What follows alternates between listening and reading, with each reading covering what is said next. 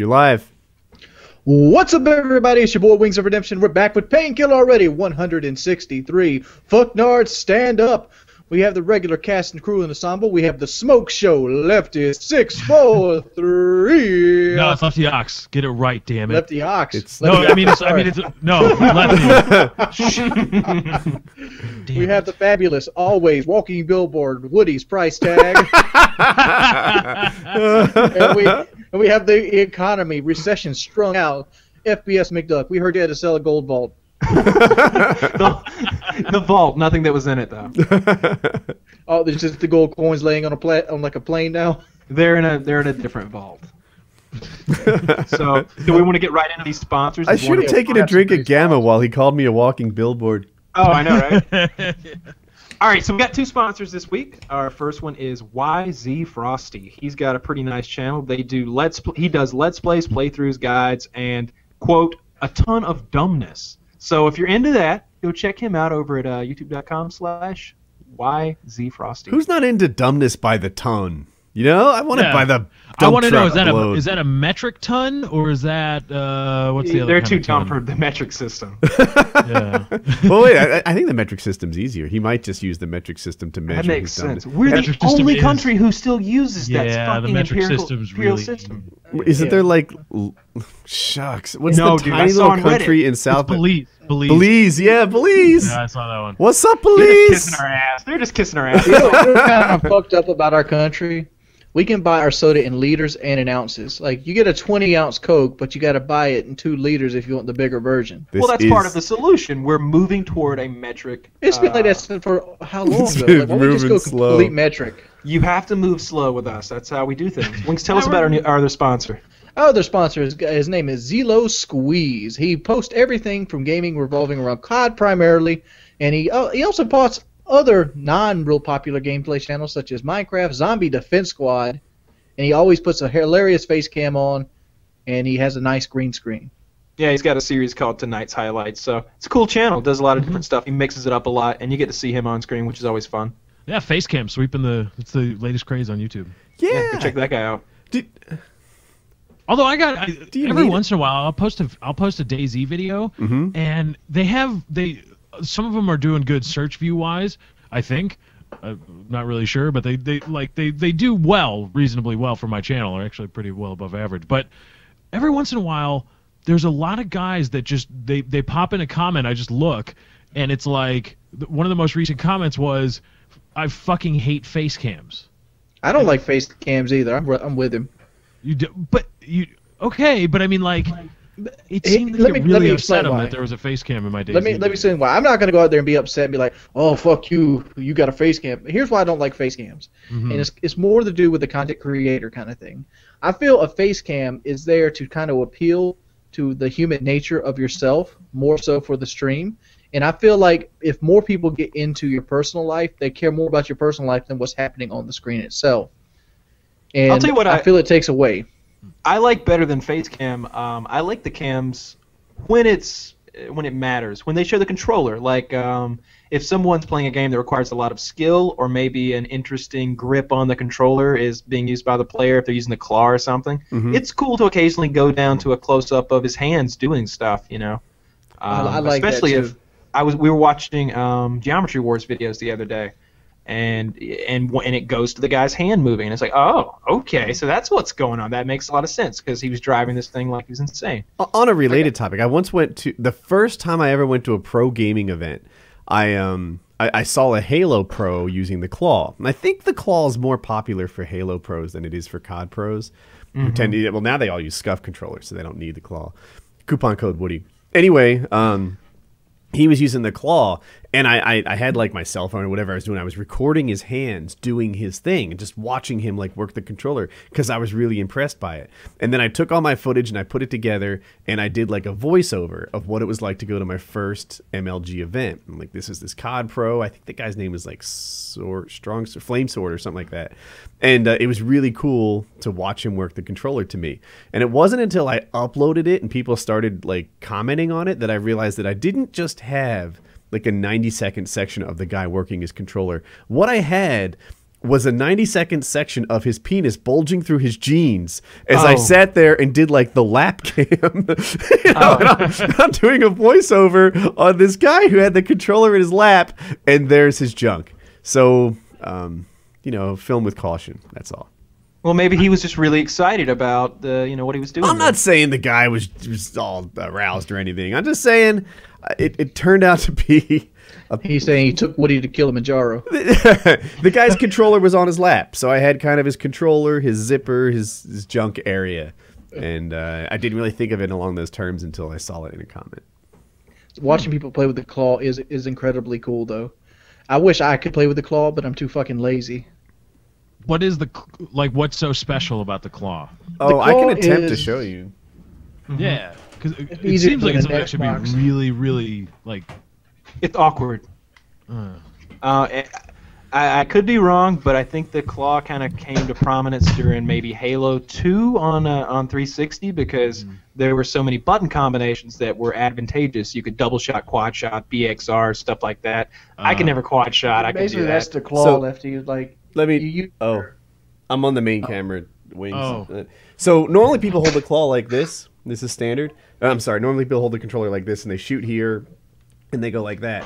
Well, these guys would put another finger up here on the claw, and they'd work I guess they'd use fingers like this, and it would enable them to hit these buttons with the side of their finger without removing their thumb off the stick to hit it. But now people use scuff controllers on the back, and they just press these buttons, so they're able to hold the controller in a comfortable way and use these fingers on the back. Whereas before, since the back had nothing, they'd have to hold the controller like this to work the claw, if that makes any sense.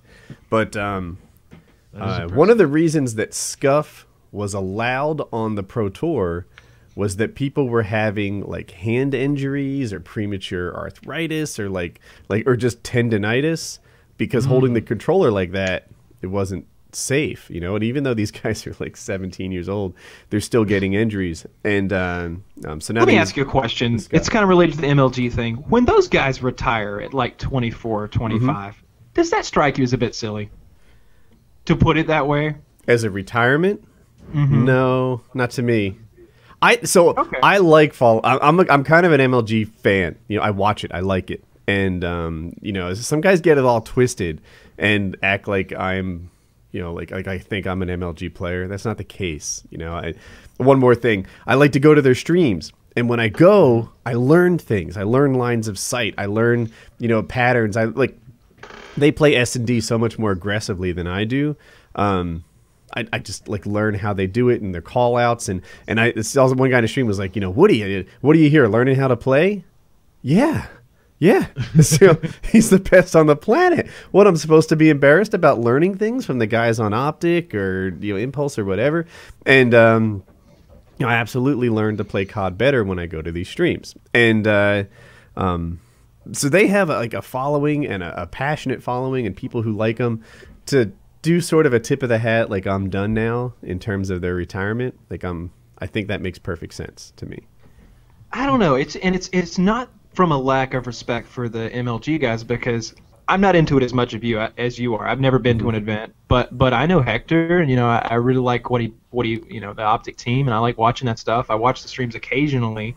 It's nothing taken away from them. It just seems like if you're going to stop playing video games for money, it just doesn't seem like a retirement as much as it seems like you're going to stop playing video games for money.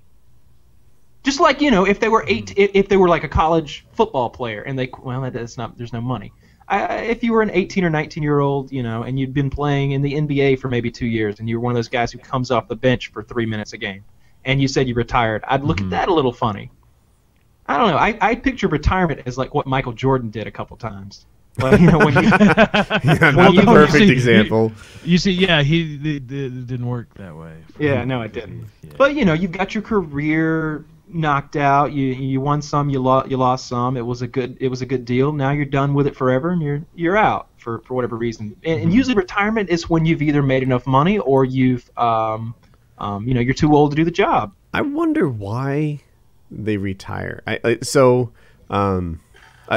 If you guys don't know, Big T just retired. Big T is one of the like all-time legends of competitive Call of Duty. I think he might have won more money than anybody else in the history of it, and he just has a really storied history, etc. It just even if you're one of those anti-optic guys, I think everybody agrees that Big T was a good guy and an amazing player. And he just retired. It's hard not to talk about retirement without talking about him, but in general, like, why do players retire? Like Big T, for example, I think I'm going to peg him at like 22, 23 years old. I really doubt he lost his reactions. Is it right? Just that the amount of time that it takes to compete at that level, the passion just gets drained away? At some point they're like, you know what? At first I played 100 hours a week at this thing, and I loved every second of it. And then I played 100 hours a week of it, and I didn't like it anymore. And then I started playing 30 hours a week at it, hoping I could get by just on the skill set I had built up. And that stopped working, and now I'm retired. I think that's it. Yeah. I think that's it, too. I think they start off by playing every second they're alive. Then they hate it, but they do it anyway. And then they stop doing it, and it doesn't catch up with them immediately, right? Like, Wings, if you stop playing COD for the next 2 months and then jump back in, you wouldn't be as on point as you are right now, but you do well. I ain't no point right now. Okay, and I'm but not the players I play against aren't what Big Timer plays against either. I could still do well 2 months from now because I'm playing against somebody that plays once a week. Yeah. By the way, Wings, I got off topic here. I'm looking at you. You look thinner, man. Oh, dude, I am wasting away. I'm burning fat right now. I looked at some shirtless photos of Wings Redemption earlier this afternoon. I can't stop looking at them. I've got some you don't have, I think. I bet you do. I had to drive 60 miles for that tape measure. Oh my god, that's such bullshit, Wings. There's no way that it was 60 miles to get a tape measure. It was because I went to Walmart in town and they were out. And then I went to the Walmart Myrtle Trace and they were waxing the floor in that area. So then I had to go to the Walmart North Myrtle Beach. So it was 60 miles round trip. Okay, maybe it just seems like there was a Rite Aid or a CVS pharmacy or a Dollar General or something like that with a sewing kit nearby that had one of those 72. It's hard to believe there wasn't a tape measure within 60 miles. Yeah, right. Well, 30 miles. Okay. Well, first off, it was 3 in the morning. Did your neighbor not have one? All right. Well, okay. Oh. Yeah. Wait, what are you doing at 3 in the morning? You're like, tape measure. Gotta go get one now.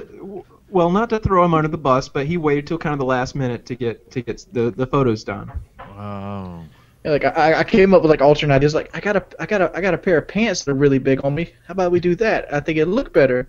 Like, no, we need the tape measure. I'm like, shit. We're just like trying to figure out approximations. Like, well, I'm like 6'1", and my wingspan should be about that, and this piece of string is about a That's what we did at Kyle's house. So it's probably around this long. So yeah, there you go. Banana for scale. That's what you need. Just put a little pair of pants with like a banana between his belly and the old waistline. Yeah, or a banana in the crotch, or a banana in the pocket. I think I got more than a banana worth of inches lost. Speaking of banana in the pocket. The segue in the biz, kids. That's what we call it. That's 163 episodes. That's the kind of stuff we picked up. I'm just I'm more like triple looking at this phone. I think we should see the phone picture. All right, I just wanted to make sure I wasn't showing off like anything private. Well, I mean, looking at it might be. You kind of are. Like a phone number or anything. All right. So this is FPS Russia in his last video. Look at that. Yeah, is my man packing some heat in this video, or like what is happening here? Looks like FPS Russia should be on back page. FPS Russia looks like he's got. Yeah, that looks like a gigantic member. That's damn. They don't. Not only do they grow bears large in Russia. The king of cocks. I shouldn't have faked that vodka. Apparently, I should have drunk that shit. But yeah, that's I didn't notice it. FPS Russia, for those of you that don't know, returned to YouTube. You should totally check out the video. Check out his video, youtube.com/FPS Russia. It'll be there. It's awesome. But apparently, that was at the end, right? Woody, towards the end there. Kyle, do you know? Did you see it? Wow. Kyle's not here for this section? Really? Did he even say he was Kyle? That's some bullshit right there. What? We got to start the show over. I'm sorry about that. My mic was off. Kyle, do you have any insight on this? On what? I'm sorry. That I had a whole system malfunction there. I missed like 35 seconds of stuff. Well, we have been looking at what I am calling the new King of Cocks picture. Would you like to see it? Show me what you got. Yeah, it's. Oh wow. Oh yeah. So yeah. Wait, apparently that thing goes away. I thought it's perfectly placed too. I know, right? You can zoom in. I think, that's a big one. That's pretty impressive. That shit's gotta hurt, dude. I mean, it literally does. Just imagine if you had your dick just like wrapped across jeans like that. Yeah, that's enhance. Looks like he's packing heat to me. Yeah, that's a. And also not only packing heat, but probably sexually aroused. During the, that is a good guess. I mean, the man loves his job. What can I say? If you can't get an erection at work, then you got the wrong job. Yeah. They always say, "Love what you do. You'll never work a day in your life." So, I guess absolutely. If you love it to the point where you're getting a boner. What did Mark Twain said? He said something like, "Make your vocation your vacation." There you go. Oh. Mark Twain said lots of things. I like Mark Twain, right? Like, I think that would have been one of those guys that would have been cool to hang out with. Mm-hmm. Especially in his later years when he was kind of crazy and he would wear like he got an honorary, was it a degree or a doctoral degree or just an undergrad degree? Probably a doctor. Yeah, I think he got an honorary degree from some university, and later on in life, apparently, this may be one of those like history factoids that isn't actually factual, but he started wearing the cap and gown they gave him around to places. Like there was a wedding he went to where he wore the cap and gown. That Mark Twain would be cool to hang out with, I think. I think so too. He seems like a nice guy. Crazy. And I watched all those episodes of Star Trek that had him on there. Oh gosh. They always had a Mark Twain. Yeah, Star Trek gets a little silly sometimes, right? Yeah. Which version of Star Trek? Next Generation? Next Generation in particular. It's like sometimes it's awesome and you've got Q on there and he's making you think about humanity and our direction and like there was one where they talked about the beginning of humanity, like the life on Earth, and there it was, this big like volcanic like lightning strike and primordial. You know what to do. Do you have his tooth? It's on the kitchen table. It was. Sorry about that. Colin lost a tooth today. Oh, that's and awesome. It's in a plastic bag, Ziploc bag, on the kitchen table was when it was last spotted. Can I say something before we get off Colin? It's amazing how long I've known Woody. I remember when Colin was big enough to be on his shoulders. And like he's like almost like a teenager now. He's a big kid. He's a big 10-year-old is what he is. He's an oversized 10-year-old. So Colin was 3 when I met you. Was he really? Yeah. No, it couldn't have been 7 years ago. Could it? It was well, he might have been 4. It's been about 6 years. Yeah. Seems impossible. He's getting big, man. Yeah, I guess it was. It's been a while. Oh, I got the Christmas card from the kids. I don't know if you've had anything to do with that. But, I'm sure Jackie handled it. It was awesome. It was awesome. I got a really cool Christmas card. It's got Colin. It's got Hope. Everybody's on there. And Colin. Oh, go on. Colin sent me Jenga. So like when I went over to Woody's house, Colin and I played. We played Jenga and we played this. I thought it was. Is it Jenga? Maybe. I don't know. In the South we say Jenga. Maybe it's Jenga. Okay. So we played Jenga, and when we played that Angry Birds game, but they sent me I guess Colin sent me some a Jenga set for Christmas, so that was really cool. There you go. So and Colin is unusually good at Jenga. He is. He's got these tiny little hands, and he's really good at Jenga. You know how like when a parent plays with a kid, sometimes they let them win and stuff. I don't play that shit. And you know, in Minecraft I do. I do it on the stream every night. But in like Jenga or whatever, like he gets my A game and he smacks me down all the time. Like you just think he's gonna make a mistake or he's going for some piece that can't be taken. He's unusually good and he beat everybody.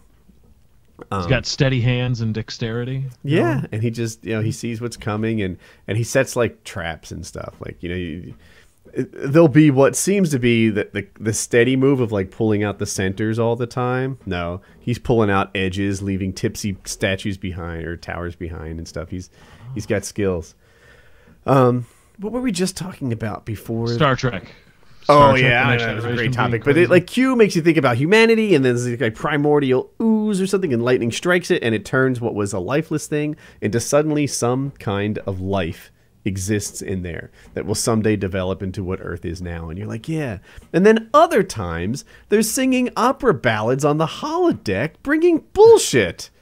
And it's like, you guys... So there are two different kinds of Star Trek episodes. There's the episodes that are silly, where, maybe if Patrick Stewart is classically trained and he wants to sing a few songs, he's going to do that. And then there's going to be more serious episodes where they deal with social issues and stuff like that, and it's really good. Well, let's put it this way: Star Trek essentially is the same series, done for like 27 seasons, or something of that nature. No. Take into account. You can't like Enterprise, Next Generation, Deep Voyager, Deep Space One, the original series. All of them have the same formula. You have a crew on the Enterprise finding other things to figure out, to get into. You're going to run out of stories. You can't copy stories from the previous series. I think I've seen every episode that's ever been made, so I think I can say for sure that they don't recycle ideas too often, and the different series were a little bit different. In Deep Space Nine, it was a space station. They were operating on the other end of the quadrant, and there's a wormhole there that opens to another side of the quadrant. And then Voyager, they're thrown across the entire universe. They're in completely uncharted space. In Star Trek Enterprise, it's a prequel, so in one of the early episodes they get like their first phaser or something like that. Next Generation's great because you got Picard is like an intellectual running this ship, and he's not the brash go down to the planet and beat up a lizard man kind of guy that Kirk was. And Kirk was fucking green women and beating lizard men's ass with his bare hands for years back in the 60s. So the 60s I like sucked. the show. I didn't like it. I like Next Generation. Deep Space Nine was pretty good too. The movies now are the best ever. Golden age of movies. I say it all the time. The movies are fucking incredible. I love the new movies. They're really good. Didn't he say you weren't doing any more of them? Yeah, he's done. J.J. Abrams is out of the He's Star tired Trek of getting game. shit about camera flare. Mm-hmm. That almost doesn't seem like a reason to me, but I guess it was. So wait, why were people giving him shit? Now I'm not a or lens flare. I should probably give the new movies a chance, but people were giving him shit about lens flare. So one of the ways that J.J. Abrams makes film look spacey is by adding lots of lens flare. And, he just has lens flare in situations in which lens flare wouldn't occur. Like, there's no lighting. It's just lens flare coming in from not a light source and stuff like that. But it does look spacey. And I love his freaking movies. And now they're taken away because jerk-offs broke their toy. That sounds to me like he can make Cloverfield 2 now. I didn't see Cloverfield. When was that film? Cloverfield was 2009-ish, 2010-ish. Netflix.com/Woody might be on there. It's not. And if not, you'll find something else that you love to watch on Netflix. Tons of good I have to stuff look there. for it. Cloverfield was big with the point of view thing was really like firing off. Like where you shaky cams running, and it's basically the American I'm so Godzilla. startled. Yeah, I'm so startled. Basically, a huge monster attacks a city, and you keep track of people. Do you like those like found footage point of view films? Love them. I like paranormal a lot. I thought Blair Witch Project was just okay, and I didn't get the sense of closure I was looking for from Blair Witch. Did you see Blair Witch in the movie theaters? No. Then you didn't get the Blair Witch experience. What? Did you hear girls screaming? I set it up though. I saw it at home in the dark on a 52-inch plasma. Not too far with surround sound. Yeah, I mean the surround sound's what got it. Like I watched it in the theaters, and like you could hear sticks cracking in the woods behind you, and it was really cool in the theaters. Not so much on like home video. Yeah, some movies I'll watch on like a laptop just because I wanted to see, I want to see it. I feel like I can take it in. Other movies need to be experienced. You need to get the surround sound. You need to get the whole package. And And for Blair Witch, I did that. But it was basically the storyline. I didn't get the sense of completion that I wanted. I didn't get the, like, what does the witch look like? What does the witch do? I'm going to spoil it. Basically, they run around scared of the witch, evidence that there is a witch, and then, like, the camera falls down and the movie's over. Mm-hmm. Yeah, that's pretty much the story. But the idea is just the journey, not point A to point B. Yeah. Mm-hmm. You hype up the destination for an hour and a half. You want to see what happens when you get there. That's a very good point. I too, like, when I saw the end of the Blair Witch Project, I was like, okay, well, that was creepy. It's a creepy ending. Like, it fulfills that job. But in terms of providing closure to the entire story, that whole time, it's just kind of like, oh, well, okay, so there's a witch. See, now Paranormal does that, but you also get the closure. You get, like, the final scene. You find out what happens at the very end. Typically, like, the wife gets possessed or something and goes bonkers and does her thing. And yeah, I don't know. Well, let me throw some salt in your game here. First one, the wife gets shot. Obviously, spoilers are coming. Oh God. Part 2, they give you a text scroll of what happens later on to the family after they leave the house.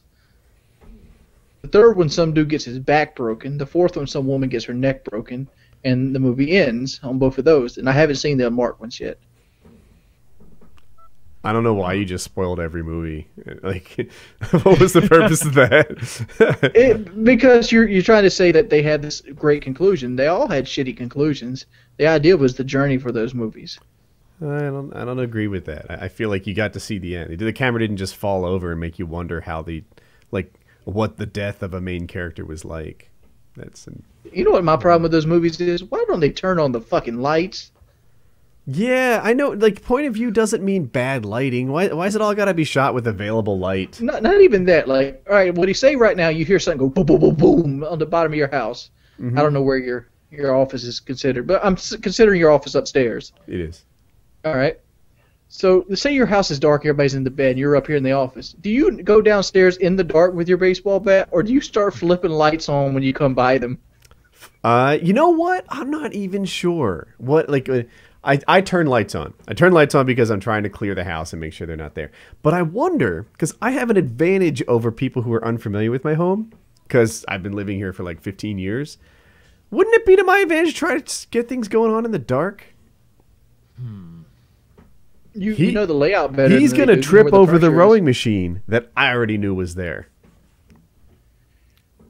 Yeah. But he's probably more acclimated to the dark than you, coming from a lighted room to a dark room.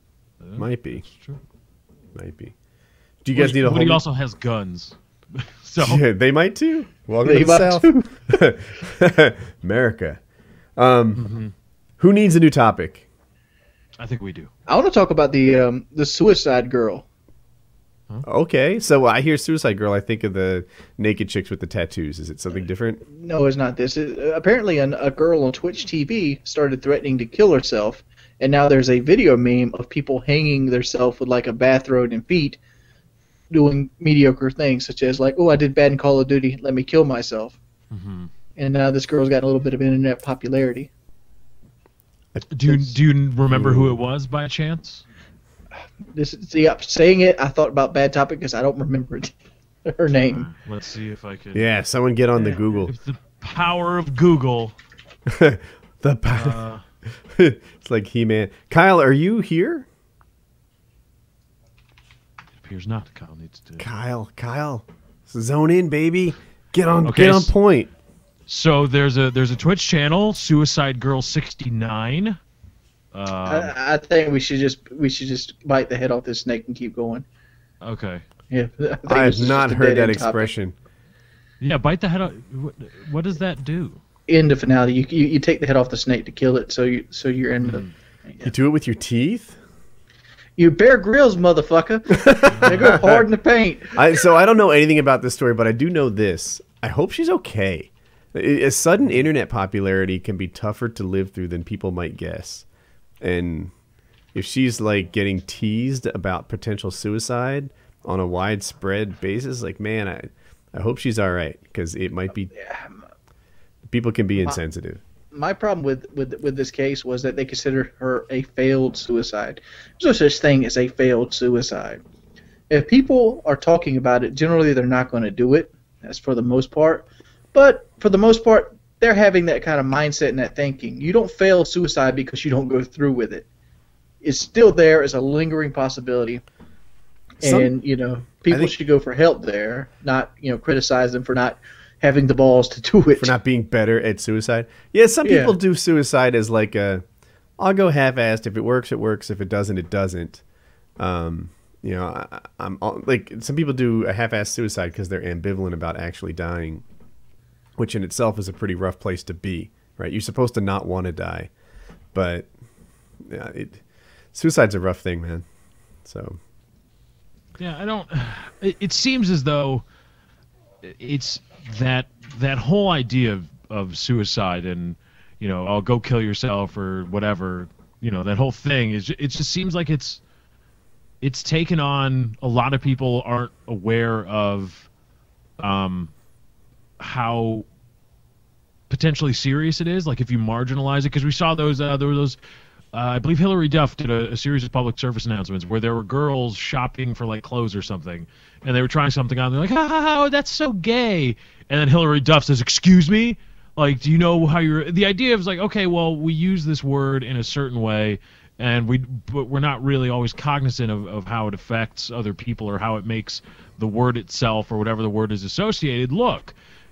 And I didn't really agree with that whole PSA, but the idea that, okay, now we're going to make fun of, I'm sure the people are directly making fun of this girl for a threatened suicide. However, I need to know how serious the threat actually was. But even then, it seems like it's an unnecessary risk for a cheap joke to just go around and marginalize somebody's threat of suicide for a few laughs. There's other ways to get cheap laughs. Make a penis joke. Farting's always cheap laughs. Farting will get me. Farting is a ball joke, a ball hit video or a ball punch. Perfect. It's a good joke. Doesn't have to be picking on some All poor right. I know we don't usually do this on Painkiller Already, but I'm coming to you guys for news. Okay. Governor Christie, what the fuck is he on about? I hear the word scandal. Oh. I hear the bridge. Can you fill me in on this? I can. Lefty, do you want me to do it? I haven't heard about it, so yeah, go ahead. Okay, so Governor Christie is from New Jersey, my home state. At the end, during the second Obama run, when Hurricane Sandy hit, he responded in a really good way. He made the national stage, and suddenly he got thrust into the limelight as one of the premier Republican candidates to run for president 3 years from now. I need to shave. Anyway, so like he's this guy, he's a national, everybody likes him, and he's sort of going, and he's a Republican that's not so far to the right that he can't win a national election. So this guy's a big, major Republican player.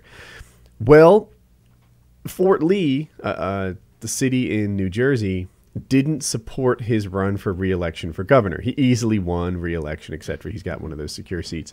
But he's a Republican who took New Jersey, a Democratic state, because he's popular and they love him there and things are good. Fort Lee didn't support him. So somebody from Governor Christie's staff said, you know what? Time for a traffic study in Fort Lee.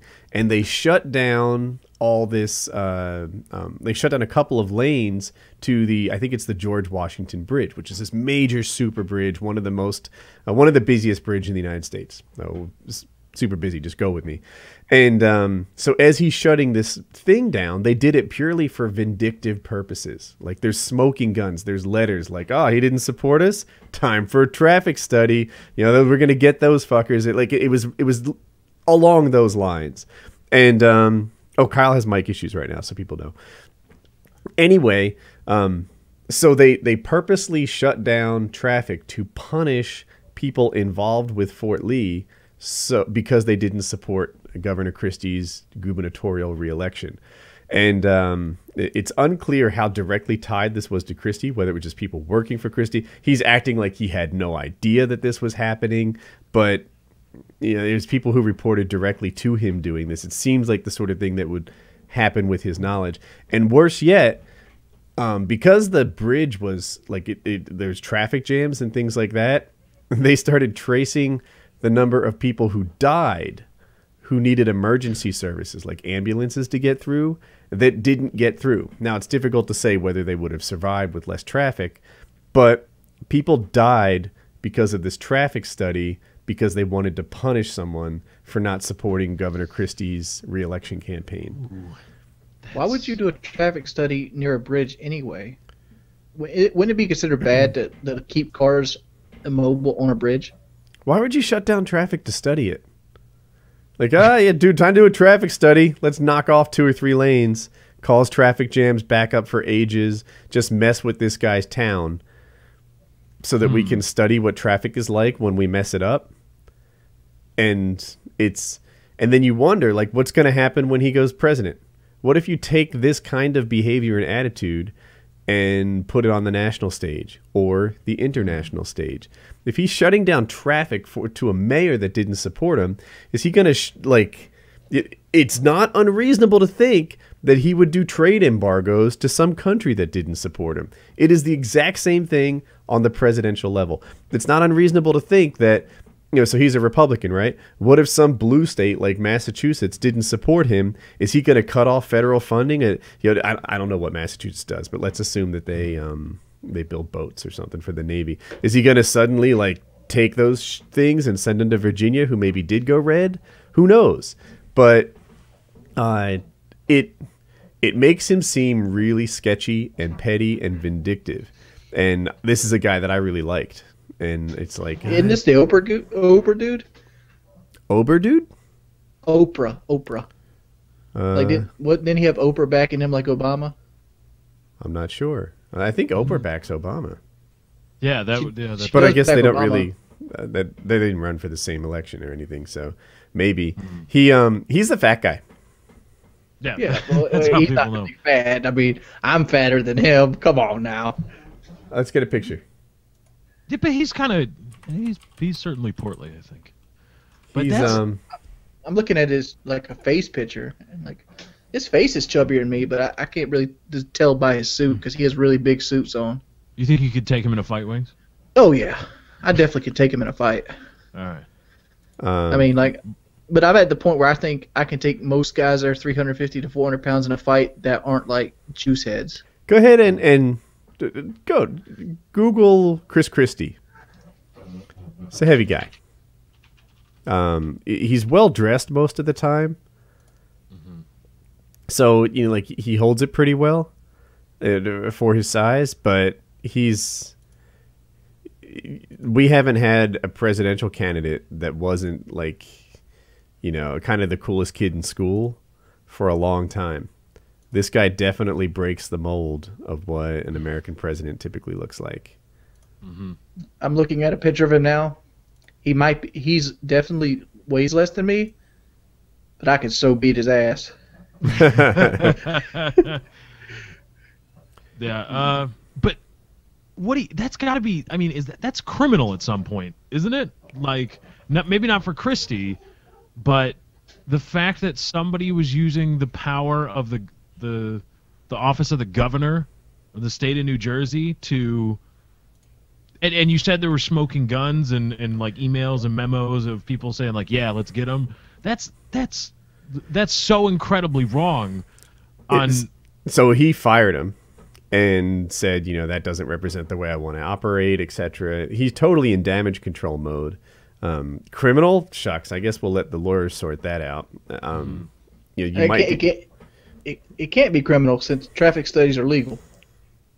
That's the thing, right? Or can you charge them with some sort of neglect or I don't know. Who knows? I bet there's a lawyer out there that's like, he obstructed a case somewhere. He did this. I bet there's some case for it. I don't know if they'd ever win. You'd be pulling for straws if there is a case. Yeah, but it's an interesting thing, man. Governor Christie, hot water because he's being a vindictive douche towards cities that didn't support him. And again, this is a guy I like. I know it sounds like I don't, but it was like, this might be a Republican I could get behind. I'm listening to what he has to say.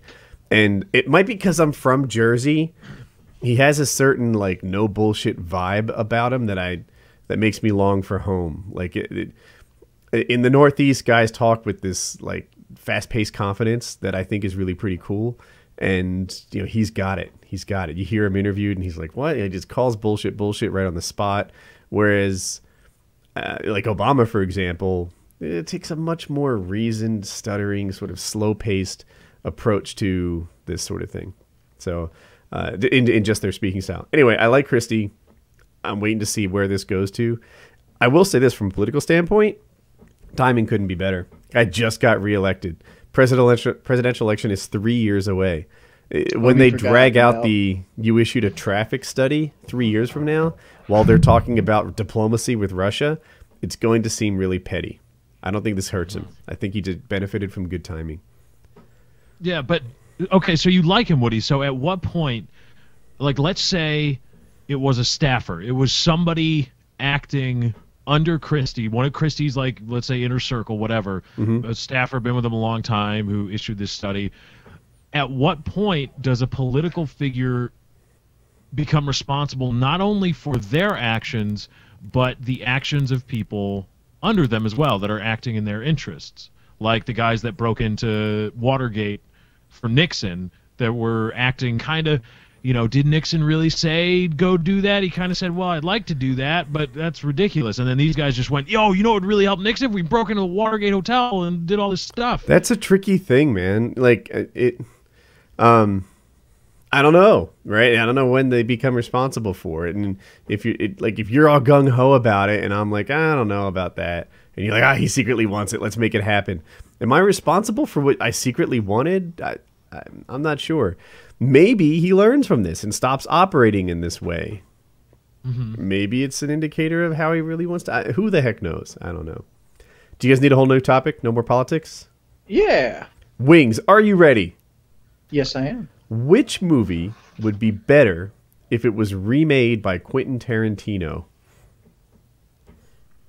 Oh, you're not going to give me a list? You say which movie would be better? Yeah, I want you pick a movie that Quentin Tarantino would do and make it, you know his movies, Reservoir Dogs, Django.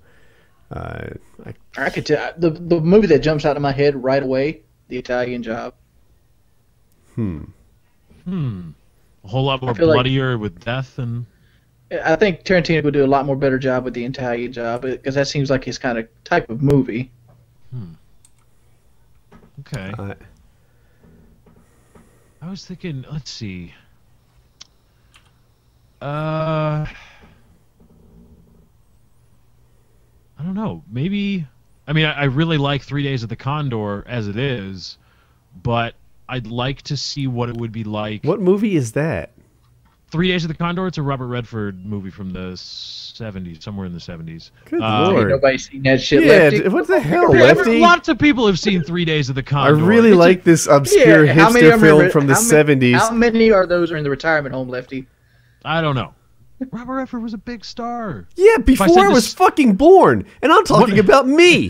Can you what about pick the a movie? Sting? What if I said The Sting? Does that everybody knows The Sting, right? I know The Sting, but I'm old as fuck. Can you pick a movie that our audience has seen? But we're talking about I'm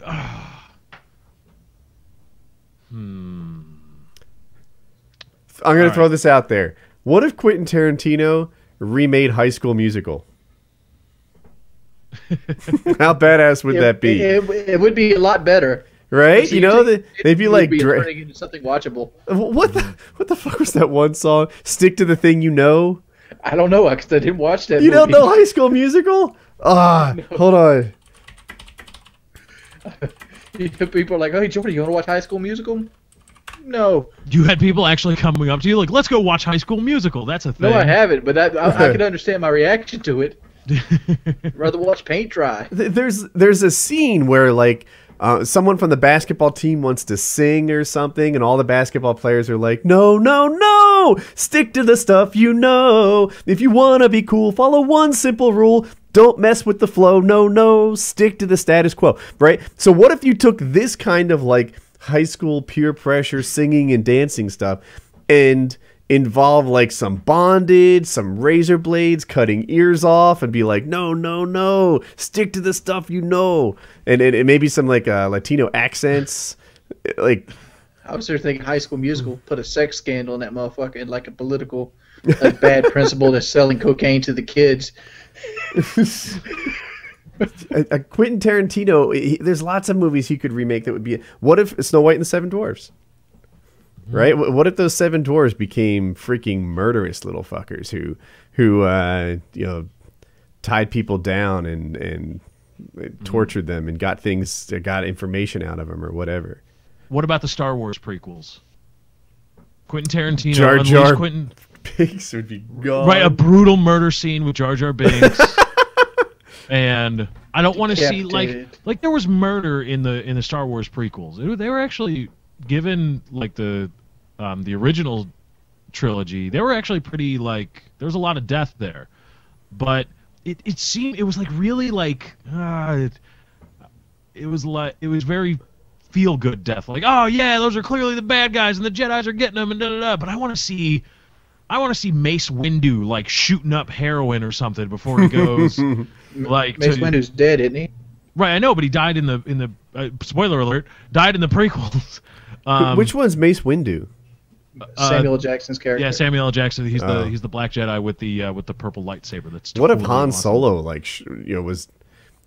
Right, imagine what Han Solo is the original trilogies. Right, what if he showed the thing, the cantina scene. Right, the cantina scene in particular. Right, when you're first introduced into Han Solo, he's kind of this not necessarily good guy. You know, he shot first. He killed that guy. He's being wanted by bounty hunters, and he's done some sketchy stuff.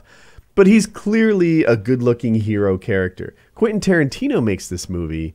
And Luke Skywalker has sided with a bad guy because they're trying to take out a worse guy. It'd be interesting to see Star Wars done by Quentin Tarantino. That'd be great. And then he could do a spin-off movie where it's just Han Solo. You tell another Han Solo story. You tell, I don't know, you cover Han Solo in the Cloud City with, who's that other guy? Who was Billy D. Williams? The Apollo guy, right? Is that his name, Apollo? No. God. Lando Calrissian. Yeah, Lando Calrissian, Got it. yeah. Lando Calrissian.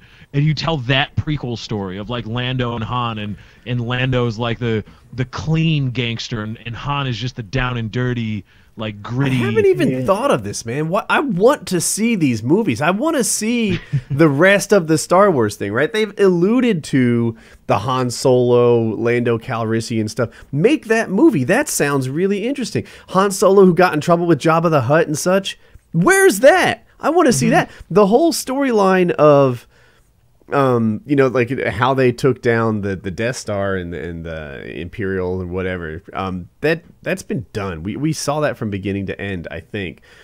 I want to see you can still do things in the Star Wars universe that could be interesting. They do it with superhero movies all the time. And get George Lucas the fudge out of there, right? That guy's got to. He doesn't own it no more. I heard, yeah, he sold it, which was a brilliant move. I bet he doesn't want to make any more movies. Star Wars fans don't want him making any more movies. Just get the heck out. You and your stupid love stories and your gay characters like C-3PO and Jar Jar Binks and stuff. Why you got to ruin it? You guys remember the pod racer scene? Oh God, the pod racer scene was like designed to make a video game out of this thing. It's like a merchandising opportunity wrapped into the film. Get that? Quentin Tarantino doesn't do that bullshit. He's more than happy to make $1 cotillion off a movie. It doesn't have to be a cotillion times cotillion or whatever. I'm making up numbers, but there's so much more you can do in the Star Wars universe that could still stick to the canon, or even just expand it, and go next.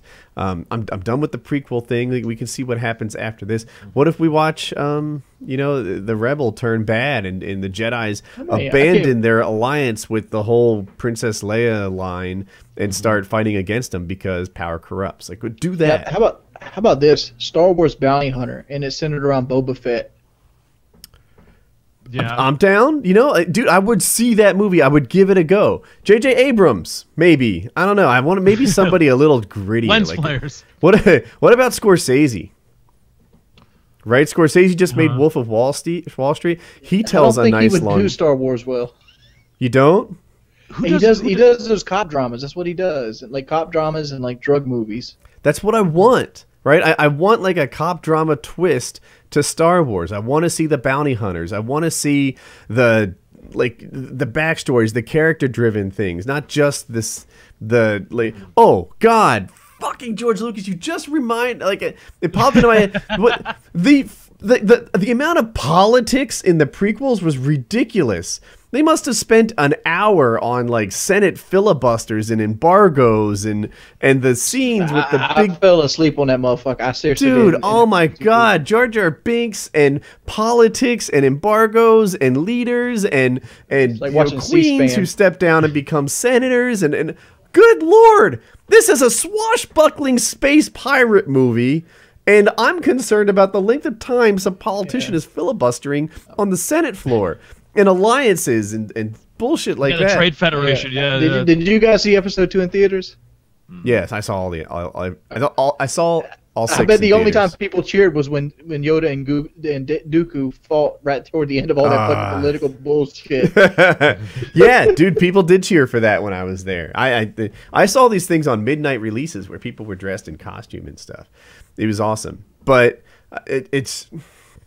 I'm glad Lucas is gone. I need someone with some grit to do this right. Like even the new Star Trek movies have a little grit to them, you know. I think you're leaving Chewie out. I'd like to see Chewie rough a motherfucker up for Han Solo. Like he owes Han Solo some fucking money. He's got this big, massive like bear creature ready to kill your ass.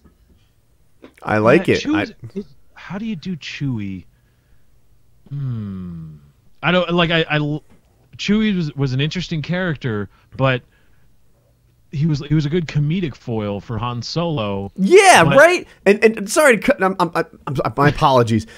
He was a comedic foil. Bullshit. He's should be bodyguard. A freaking like bear with claws. I want to see Chewie rip a motherfucker apart. That's what I want from Chewie. I want to see Chewie as the best fist fighter in the cantina.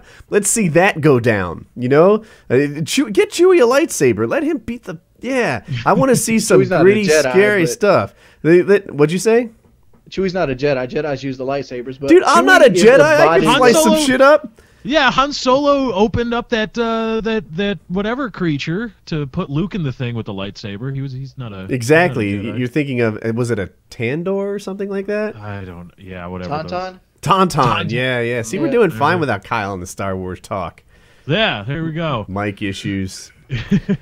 You know what I just realized? I remember you were talking about episode 1, the prequel, and I realized, like, first of all, the pod race. Well, how long was that scene? Or that whole sequence, not scene. That oh my gosh, minutes. It must have been 15, 20 minutes. And it's probably an hour when you include the, like, assembling the pod racer bullshit. And it's like, and then you realize, I watched a guy, he had to move his own site. He was on YouTube for a while, and YouTube kept hitting him with DMCA claims.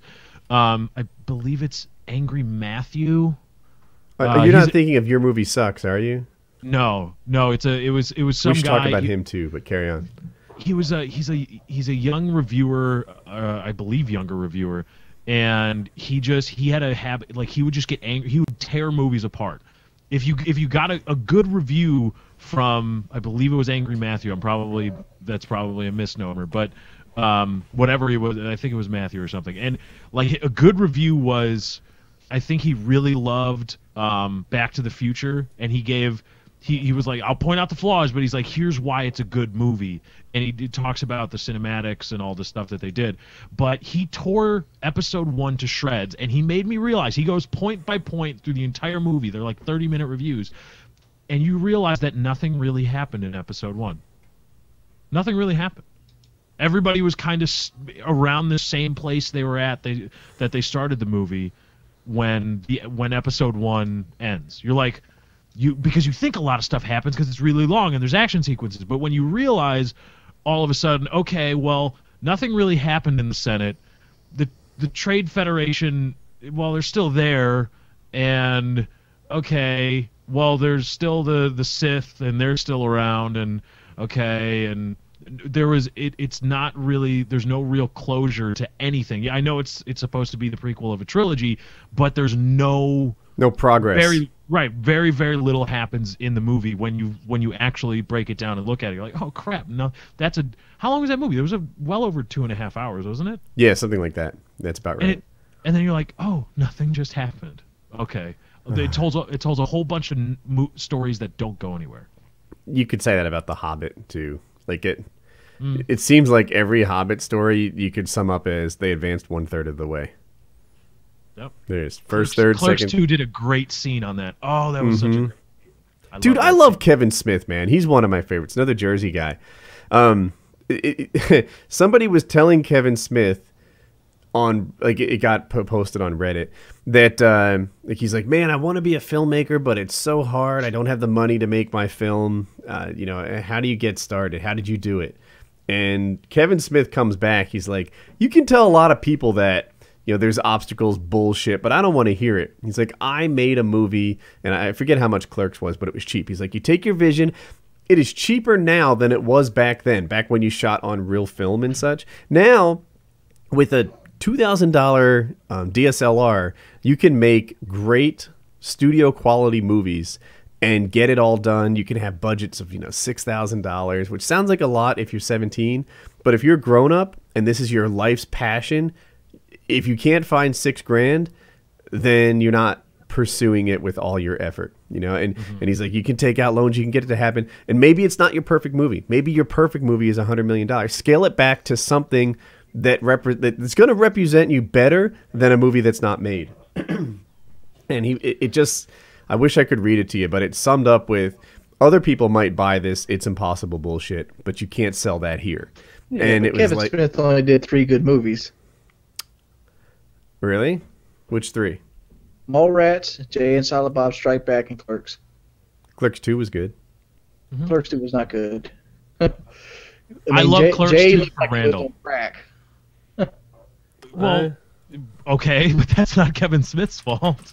Yeah, but he was doing crack. Jersey Girl's Kevin Smith's fault. Jersey Girl was good. That was Kevin Smith? Wait, maybe I'm mixing up. I think I'm thinking of Garden State, the one with the guy from No, Jersey Girl had J-Lo in it. Oh, yeah, I'm definitely mixing them up. But I will buy Clerks 2 as being up there just for the character of Randall and a few of his choice scenes. Randall's rant on the Lord of the Rings and, oh, crap. His Porch Monkeys rant. Randall was a great actor. That whole It sucks scene. he retired so quickly. He was only in 3 films. Really? He was in Clerks 1 and 2, and Zack and Miri Do a Porno. Zack and Miri Do a Porno was good. I'm looking at his There's list. Kevin Smith. Yeah. That was good. Clerks 2 was good, according to me. Dogma was good. Chasing Amy was good. Oh, yeah, Mallrats Dogma was good. Chasing Amy was not good. Dogma was. I disagree. I really like Chasing Amy. And some of these I don't know. Was Cop Out good? Red State? Never seen it. That's 2 movies, by the way. I don't know them. But, yeah, I think of Kevin Smith. When Kevin Smith makes a movie, he's on my list of directors. Like, I should check this out. It might have some really good writing. So, I like that. Cop Out was the one with Bruce Willis and Tracy Morgan. So, no. Okay. That was a miss on Kevin Smith's part, I think. Yeah, if Tracy Morgan's in it, it's difficult to hit. A buddy cop movie? Those are always good. Yeah, it was like, when did The Other Guys drop? It was basically, it was kind of like The Other Guys, which is weird in that I'm pretty sure they were from 2 different studios. All right, who's your worst director? Let's hear this. Who do you think does the worst job but continues to get work? This is going to be cliche, and I kind of like the guy, but if Michael Bay makes a movie, I think it's probably not my cup of tea. It's Transformers, man. Like Siskel, I guess it was Siskel who said it, or Ebert. I get them mixed up. But someone said that Transformers was the cinematic equivalent of children banging pots and pans in the kitchen. And I'm That's like, about right. Yeah, that's it. It like Transformers is a big mess of a movie. I can't tell what's happening in the action scenes. I don't know which one's the good monster or the good robot, which one's the bad robot. It's a I don't even know which robot dies. It's chaos. They all look the same when they go into robot form. They're kind of silvery and you're close-ups for some reason. You can't see what's happening. if Michael Bay, and it's loud and it's just explosions and it's stupid, and if Michael Bay makes a movie, it's probably not for me. And I like action movies. I just don't like CGI robot action movies, apparently. And so yeah, Michael Bay is my, like, if he makes a movie, I probably won't like it. Guy. All right, I got two of them. Okay. I can't decide which one's worse. First one's Eli Roth. He did movies such as Cabin Fever. He did Hostel. He did that one movie where the plants in the Aztec temple. Horrible director. He always has a lot of homosexual jokes and things like that. The other is S.W. Anderson, which is probably the guy I'd probably go with more. He destroys everything he touches. I mean, he's the Huey Bowl of America. Ugh. The Huey Bowl. Did anyone get that reference? Who's Huey Bowl? Yeah, I don't. He does the video game movies like Blood Rain. He did. He did In the Name of the King. He did In the Name of the King 2. Anything that's shitty and it's a video game, he's done it. He did House of the Dead. I got another cliche one. M. Night Shyamalan. Did I pronounce his name right? That was gonna be mine. Dude, so I loved Sixth Sense. I loved what was the movie with the glasses of water that other people didn't like? Signs. I thought Signs was fantastic. But the one with the plants, do you guys remember that? Happening with Marky Mark. Yeah. That was bad. Like The Village sucked ass. The Village is still to this day the only movie I walked out on. Really? Where's my motherfucking werewolves? I watched a trailer for this movie. I'm psyched up. Keep in mind, I just got watched on Sixth Sense. I watched Unbreakable. I was just discovering Shyamalan, and then The Village comes out, and I'm like, fuck yes, a werewolf movie by this guy. This is gonna kick so much fucking ass.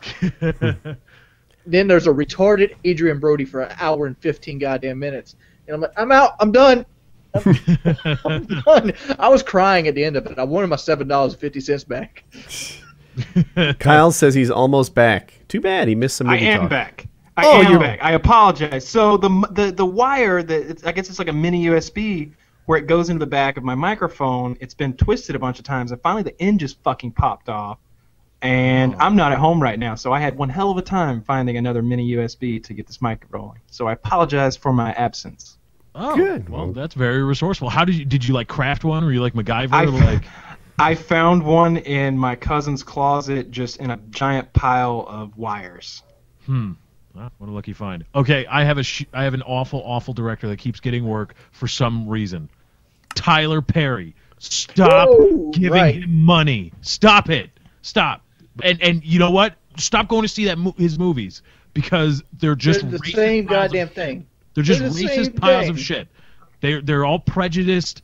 It's the same thing as blackface, but a black guy's doing it, so it's okay. No, it's not. Stop giving Tyler Perry money. What? Who is this guy? Does he make any movies I've heard of? The Medea movies. Medea? Yeah, so they're movies for black people by black people, and I don't think it's racist to say so.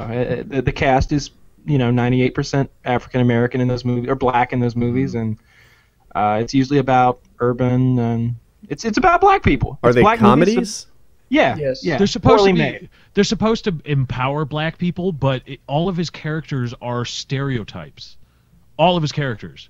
Or a lot of his characters are stereotypes. And I guess, yes, you can play that round-robin game of, the fact that I identify the stereotypes and are pointing them out actually make me the prejudiced one, et cetera, and I know where people are going to go with that. But, no. I mean, Spike Lee, and I'm not the biggest fan of Spike Lee, but Spike Lee calls Tyler Perry a racist. He's like, dude, you dislike black people. You are perpetuating negative stereotypes about black people in every single piece you do. And you make a lot of money off of, the backs of negative stereotypes, and that's not cool. So stop it, Tyler Perry, stop it. Yeah,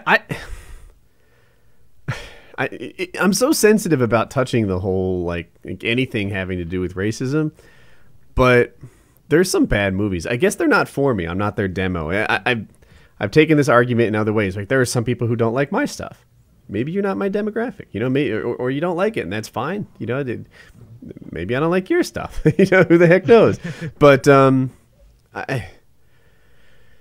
But there are black movies I like. I like Menace to Society. That's a black movie, and I can watch that. I don't know that one. Yeah, I like but that that's one. a good movie. And Friday and Friday's a Was good black good, movie. yeah. But anything with Martin Lawrence, probably crap. I don't. no Black Knight. Yeah. No. Oh, well, Bad Boys. Bad Boys, yeah. What was the one with one of the Wilson brothers? Blue Streak. Yep. Yep. No, Blue That Streak was- sucked. Blue I Streak. like Blue Streak. Blue Streak was passable. It's not, you're not like, oh man, I can't. Blue Streak is coming out on Blu-ray today. I gotta get it. Speaking but- of Martin Lawrence, I always related his character to the Big Mama series that Martin Lawrence did. To me, it was Medea. the TV show. What was his? Was it called Martin? in Martin. Yeah. Oh, I thought it was in Living. wasn't it in Martin, Living I'm Color the too? man. Yeah, the Martin Lawrence show. That was. I watched that religiously when I was a kid. Like that was one of the I've shows seen that a came lot on of in the it, and I afternoon. don't know why. I'm not sure why I saw so much of it either. It was just on, and I Cal, watched do you it. want a chance at our most recent topic? Please. Which movie would be better if it were remade by Quentin Tarantino? We came up with Star Wars and High School Musical. I Kyle think the says- Italian Job. If Kyle says 3 Days of the Condor, Woody, I want my fictitious money back for you giving me shit about All right. 3 Days of the Condor. I don't think Kyle's ever Air heard Force of that One. movie. Air Force One. Hmm? I want that one. 'Cause What's I your think vision that- for a Tarantino Air Force One? I think that so Tarantino to me he gives personalities to all the characters. So I don't know. I imagine all the like underling terrorists in that movie and all the like spec ops guys hiding inside the plane. You know, there's more character development and all the characters are more interesting for whatever reason. And maybe instead of Harrison Ford, you replace him with like I don't know. I guess you could stick with Harrison Ford. He's a strong choice, but it just under Tarantino's tutelage, I think there'd be more violence, be more stylish, and you'd have more Let me character ask a development. question. Air Force One, that's the one where Steven Seagal dies, but Instantly, like, right at the Leguizamo beginning. lives. Yeah. Wait, How the Steven fuck did Seagal that dies happen? immediately in Air Force One? Yeah, but So- John Leguizamo lives. Yeah, barely though. He's like paralyzed in there. He's like talking the other guy through defusing the bomb. Yeah, Steven Seagal dies pretty much as soon as. So they couple their F-117 with the Air Force One, which doesn't work, by the way, in case anyone's wondering, because an F-117 holds like it doesn't hold all those people. It holds a It guy. doesn't work. It's a Yeah. guy. It holds like one or two guys, maybe. I don't know for sure, but I know you don't put that many people in there. And they had a bunch of people in that damn stealth plane. And as they're coupled, the coupling mechanism malfunctions, or maybe the Air Force One was dodging some missiles or something. Anyway, it comes uncoupled, and Steven Seagal gets sucked out into the wild blue yonder. And it's a great part of movie history, if you ask me, because that fucker needs to die in more movies. Was Yeah, that, what if a lot of I don't movies think started that like one- that? What if it became kind of a tradition to kill off Scream. Steven Seagal in the first 15 minutes? And then like, you just So like, that's I'll what- get it again. Like Steven Seagal's just there and he dies? Steven Seagal becomes that one unknown character on a Star Trek Away mission all the time. You're like, oh, that fucker's doomed. He'd probably be happy as shit. He ain't got work in a while. Somehow think he's he still making- seems unaware that he's not on top of his game anymore. Like he Yeah. Did just, not watch. What was the name of those movies where he's a prisoner? Oh yeah, I know what you're talking about. He made like 3 of them or something. Yeah, dude, he did this busted ass leg sweep in that movie, and I laughed and rewind and laughed again. I mean, like this is a 55-year-old arthritic hip leg sweep. I saw one where I was impressed. He was supposed to be a badass fighter and stuff, like Seagal always is. And he took out a credit card and started slicing people up like it was a razor Yep. blade. Man, It was a razor blade in Glimmerman though. Like when he flicked it, it was a razor blade, and he like cuts like 3 guys' throats with one swipe. Like he like from left to right, he's like like But cuts 3. Glimmerman was one of his better movies. That's when It he was in actually his you prime. got Wayans in there, one of the Wayans brothers. Yeah. What were the two buddy cop, or no, they weren't buddy cop, but they were buddy of a sort. The two buddy movies he did with DMX. Oh, Bullet. And then there, Exit Wounds was Dexter. one. yeah. But there was one where like he's a cop somewhere, and like there's a scene where they're all testing out a taser in the locker room, and to prove how badass Steven Seagal is, he takes the taser.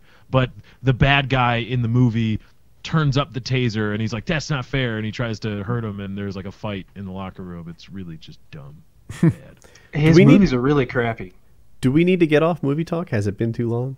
I think Kyle needs to answer the director question too. He chose Air Force One. What was the director question? The director question is like, which director do you not like but continues to get work? Oh, M. Night Shyamalan, man. Like I was down for that guy with Sixth Sense, Unbreakable, and a couple of the others, but it seems like this is exactly what we said in your absence. That was one. That was one of mine. I was like, M. Night Shyamalan. I really like Sixth Sense. I really like Signs, but it just keeps getting worse and worse. And then here's you. Lady in the Water. Did anybody make there's it been a Lady lot in of the Water? projects that he's attached to that he executive produces or produces or what have you, and he's a big influence on those films, but they're still shitty. There's Devil being one of them, which you can get on Netflix. You know, you guys go on Netflix and check out Devil. I personally like if I'm rating it 1 out of 10. What if you don't have Netflix and you want to try it for a free month? How you I wanna get go to Netflix? Netflix.com/Woody for your free month of Netflix. Yes, that'll help. You know what I've been I have a watching whole on? PKA topic on that.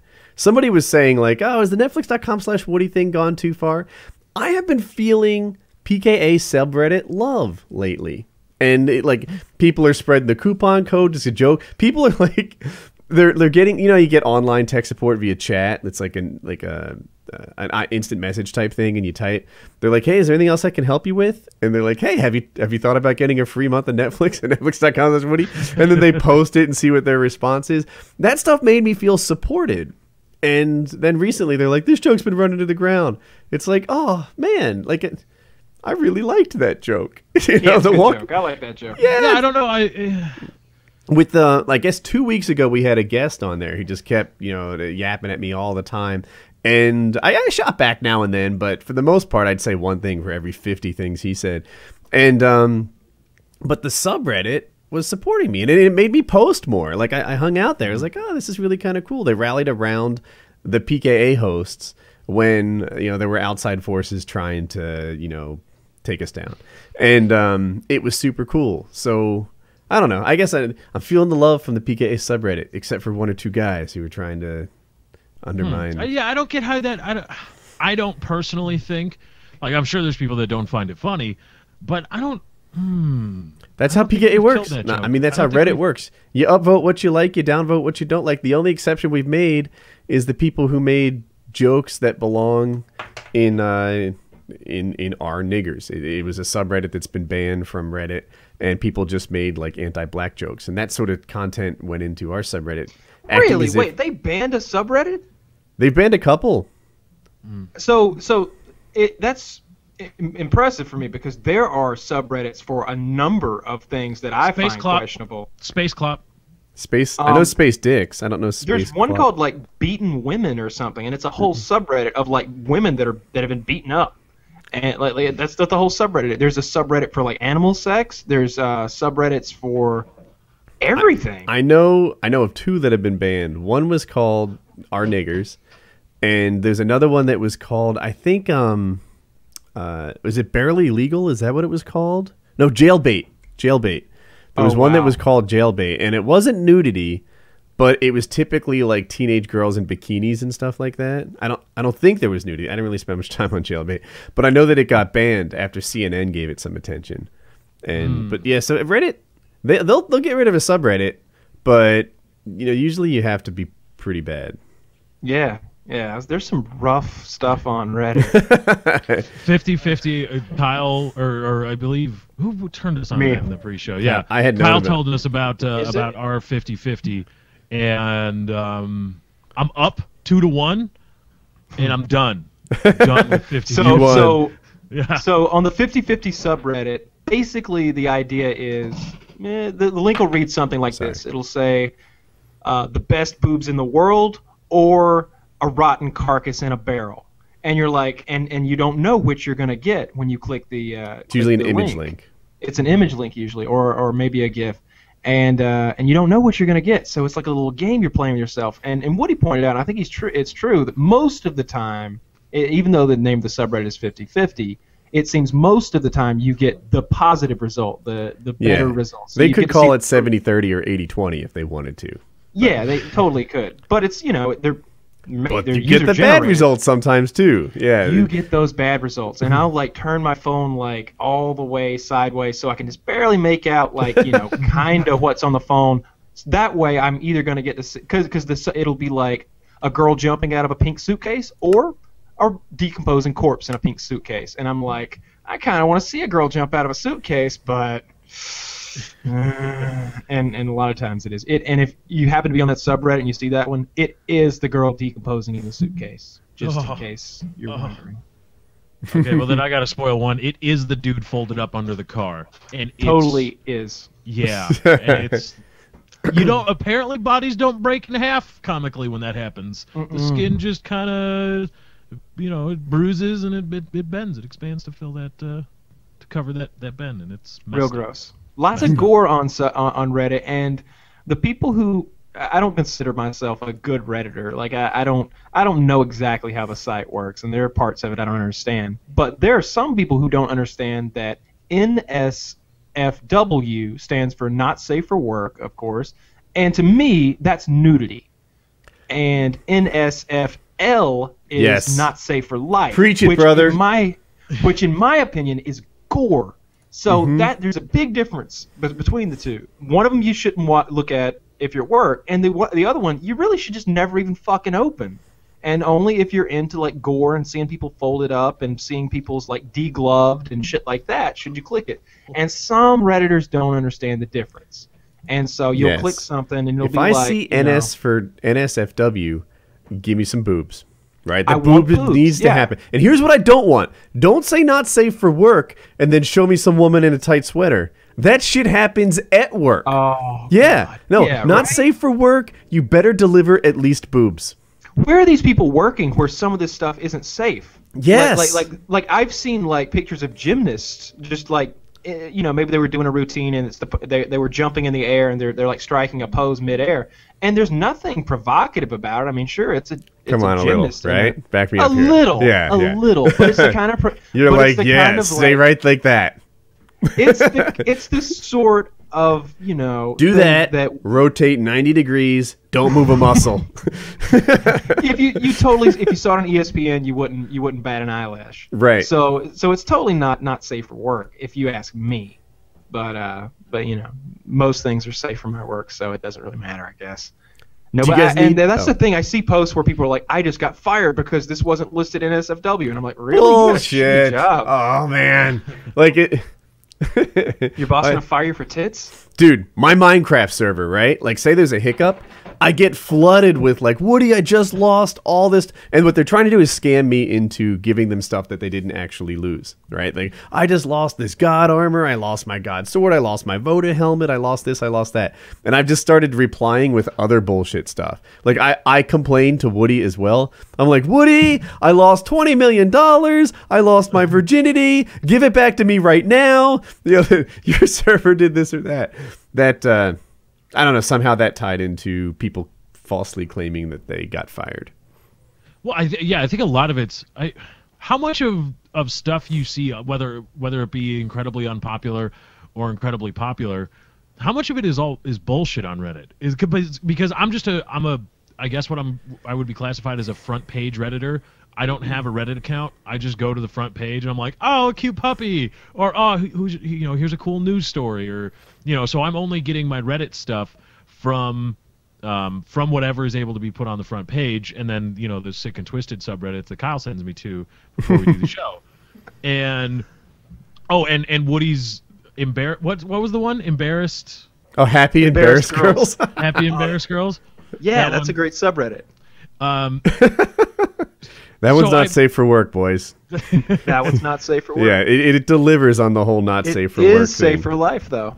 Yeah. If you think some girl getting like the towel pulled off her and who thinks it's funny and is giggling about it is an interesting picture, you'll like that subreddit.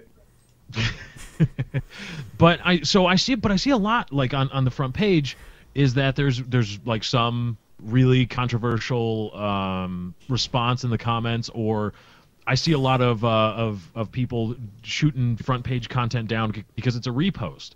There's a site that tracks it, I think, called Karma Decay, Okay. I've seen that linked a few times, and it shows how many, usually for image or files or GIFs, it shows when this was posted and how many upvotes that thread got or whatever, and there's a lot of that, and there's a lot that I've seen where like, oh, I know this cute puppy picture, or I know this fail video or GIF or whatever, and I'm wondering how much of that is stuff in the comments, or I got fired for this, or this is my totally original content when it's not. There's a lot of bullshit flying around Reddit. How much of it? Tons of it. People care about karma too much. I don't care about karma at all, really. Yeah, I don't get that. Sometimes I know joke what that I mine do, is. but I don't. I care about it a tiny bit. But, like, it's interesting to look at my profile and say, oh, I've got this much. But I would never strive to get more, necessarily. And so they always say, like, about Gone Wild, like, that's the greatest trick Reddit ever pulled, was convincing girls that karma had value. Because it doesn't. So I think I'm ready for a new topic. Is everyone else? Okay. Has Lefty been the subject of a lightning round yet? Nope. You guys down for that? Yeah. Yes. Let me get a pen and a pad. I'll start writing. Oh dear. I already know my first one. Oh, the way Wings smugly like turned up the corner of his mouth when it was like, oh, I know what I got. Yeah. All right. So the purpose is, because I know some people are have probably correctly noted that that I need to keep my answer short. That's the whole purpose. It's like word association. First thing that comes to my mind, right? Well, sometimes we go a sentence or two, but yeah. Okay. My first question isn't a one word answer. All right. So lightning round. I get to try this out for the first time. Yeah, mine are kind of lengthy. We'll see how this goes. Ask me how to solve all the problems of the world. I will be happy to fix humanity and deliver us a utopia that we can all enjoy, and that will make us the happiest that we could possibly be, and prepare us for our whatever future may bring to us. I have 2 questions. Who's got better? Anyone? What do we have? Wings, you've been typing, so the Hangout mutes your mic sometimes when you type. got Yeah. 5. You have 5 already? Yeah. When you type, click on the don't mute thing so that you don't get muted. See, that's a feature. That's nice. That is a good feature. That's an improvement. Kyle, how many questions do you have? Kyle and his Walmart microphone. What's wrong with it? What did it do? You didn't say anything. Oh. Did you answer? I did answer. You might have been were you typing as well? I'm moving around like I'm shuffling this paper in my pen. Kind of skeptical about number 5 though. It's kind of harsh. I'm only at 2. I thought I was doing well, and now I don't It's think so. harsh? What is that supposed to mean? You'll find out when you get it, motherfucker. It's a lightning round. Okay. This isn't ask odd, weird, creepy questions of Lefty. It's a lightning round. You gotta pop whatever comes. Enter. You could be like, this question could be, can you show me your dick? It's a yes or no question. Okay. It isn't Lefty, that, you but don't it's an define the example. terms of the lightning round. You are the lightning round subject, not the lightning round dictator. I will not let the lightning round define me. I will define the lightning round. Right? That's what they tell you all the time. I have got 3. now. You have 3, me too.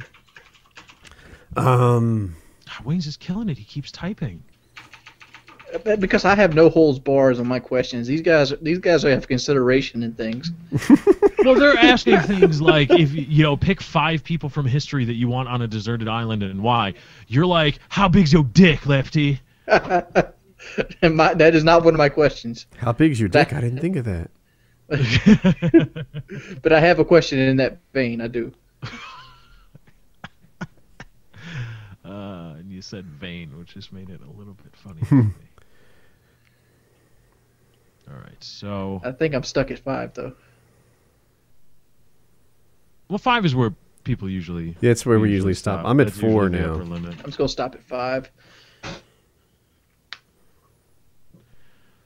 Oh, dear. I'm a little bit apprehensive right now. I was too when I was the lightning round subject. It's sketchy, right? You've got 15 questions coming your way. Yeah, I want to... I want to be good. I don't want. I want to be funny, but I don't want to violate the rules of the lightning round by talking too much. Oh, mine's going to make you hurt not to talk about them. Oh dear. And right, and on top of all that, I have no idea what's going to be asked. Damn. This is. How did we put Wings through this week after week? Like, just whatever. Wings, do it. Dance monkey. All right. I'm still on 3. I'm an open book. I don't give a shit. Mm-hmm. Diet Pepsi. Ugh. I finished 5. Okay. I got I'm 4. ready. Why don't we go Wings and me, and Kyle, you can get your last one while we do it. All right. Okay. Here we go, Lefty. You ready? You prepped. Yeah, I'm ready. Lightning round. Here we go. Are you really in a wheelchair? No. How much is your character actually worth? My character? Like your actual character. How much money would someone have to pay you to do something you're not comfortable with morally? Oh, okay. I speak Wings of Redemption. I don't know. This sucks because like part of my brain's like, go for the $1 million, but I'm like, no, think practically, because you got to actually like, maybe you can trick somebody into asking you to do something immoral for money. Probably we'll start in the tens of thousands, depending on what it is. Okay. If it's weird sexual stuff, you're entering into 100,000 territory plus. But just like, hey, I don't know. Really? You won't do some kinky shit for 75 grand? Come on, step up your game. All right, Lefty. Here we go to the darker questions. Okay. What do you think when you hear the term darky? Okay. Racist. Okay. What is the answer to life? The answer to life is to that there is no answer. The answer to life is that we are just a random. We are well, not random, but in the meta sense, our life is random. The fact that we are allowed to come to be is random, and the fact that our universe exists is probably the result of randomness and a complete lack of time and standing waves of entropy. So, yeah. Lightning round. I heard from a YouTube source that you are the weakest link on PK. How do you respond to this? A YouTube source? A YouTube Yes. source? I tried not to use the name. I do what I do, and I'm going to do it until I can't do it no more. There you go. I was brought in to do what I... Way to go, Popeye. I am's what I am's. Yeah. Is that all 5? That's all 5. Mm-hmm. All right, I'll go next. That's not why you called. Your podcast recorded on Thursday nights didn't happen. Why? Losing steam? What happened there? Oh, this last week? Not just this last week, I want to say. Oh, the last 2 weeks I've had internet problems. Mm-hmm. I switched to a business line, and I was on like a caretaker internet status for a while that was being installed, because apparently they need their own stuff. So I was without internet, or streamable internet, I should say. Not internet, but internet that I can stream on for a couple weeks. And so that didn't really happen. And this last week we didn't do a show, or yesterday, 2 days ago when you guys see this. We just didn't really have enough to talk about. I didn't really feel I shoot for at least an hour, and I didn't want to feel like we were stretching the whole time to just create something, because that just feels canned and bad. I'll tell you, Lefty, every podcast that ever comes just seems to go, and PKA remains standing. And I just saying, sometimes you work when you don't want to work. That's true. Okay, lightning round. You were once depressed. Does that ever threaten to come back? Yes.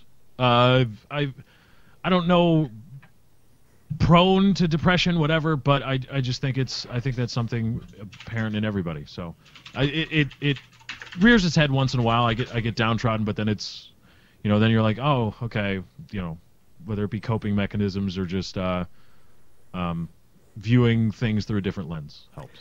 Yeah, sometimes I feel like being older just helps. Like you sort of see like, yeah, I felt like this before. I know how to get through it, and whereas the first time it's much tougher. How do you feel about the racist Lefty thing?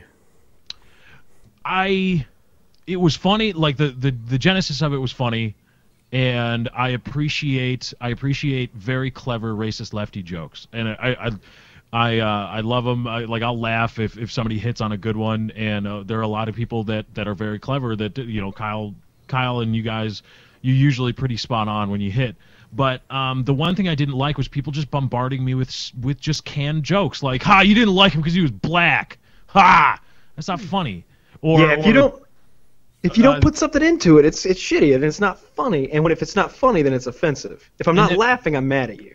Right, but then the whole thing is people took it too far, and I don't think people really understood that. One, it's you're not very funny, you're not clever, and two, there's so many people that think they're funny that probably aren't very funny or clever, and some people just got abusive with it. Like, you call me a racist fuck? No, that's not okay. That's just not. It's not even an attempt at a joke. You're just being a dick. So yeah.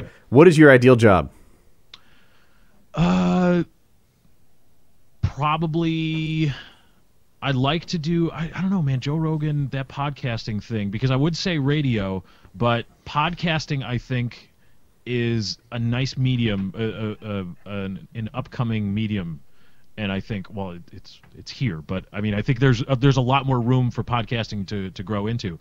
So I think finding a way to spin podcasting and have an audience that podcasting and internet radio, something like that, into a full-time gig. That would be your thing. It's right. Like a thing. Yeah. Fifth question. What famous actor would make for a good president? Harrison Ford. Or Clint Eastwood, but Dirty Harry Clint Eastwood, not Gran Torino Clint Eastwood. All right, Kyle, you're up. Okay, Woody took a few of mine, but I have extras. So, what is the craziest thing that you have ever heard Wings say? The Jackie thing. Oh god, right? Left or right? Who here would fuck Jackie? That one? Yeah, that was. And I was like, no! Like, I was faster than Woody to like shut that down. Yeah, that I wanted no part of that. And it was that to me. It's just like, oh my, what? No. So yeah, that was the craziest thing. Wings, the finger banging grandma story, good, but. It's practical. You got poop up there, you got to break that shit up. But left or right, who would fuck Woody's wife? No. That's fucked up. Yeah. Okay. What do you look for in a mate when you're looking at a person of the opposite sex? What key characteristics are most important to you? A quest for knowledge. Ooh. Being wanting to learn about anything. It doesn't matter. I like that. I think it's cool. And I think along with that, or something that could be replaced in its stead, is artistic ability. I like that. I think it's cool. You missed a good racist Lefty joke. You should have just said race. See, but that would have been just like. Now, if I would have subtly made a reference to race, that would have been a little bit more clever. Would just be like, if she was white, that's a little. Okay, sorry. Do you own any weapons? And if so, what are they? I don't own any weapons. Not even a knife? No. I've got kitchen knives, but... Sorry to intrude. Knife? If something goes bump in the night, what do you check the house out with? Baseball bat. All right. So that could be used as a weapon, but like a weapon like I... Just checking. Baseball bat's a viable alternative, I would argue. Yeah. So. Okay. When's the last time you got in a fight, and what happened? It was my freshman year of college, drunken boxing, and I got knocked the fuck out. It was we were doing it in the front lawn of a house, and we only had a pair of gloves. We didn't have two pair of gloves. We had two gloves. Oh yes, I'm familiar with this. And so everybody, it was just I box southpaw, obviously, because I am left-handed, and so my jab hand had the glove. Well, the other guy had his strong hand was gloved. Are you sure? My offhand was... Because you had your right, he would have the left. It'd be his jab too. Oh yeah. No. Okay, that wasn't it. I forget how he stood. I think he was southpaw too. Okay. But he had boxing training too. He was like an amateur You made boxer. a poor decision to take I on.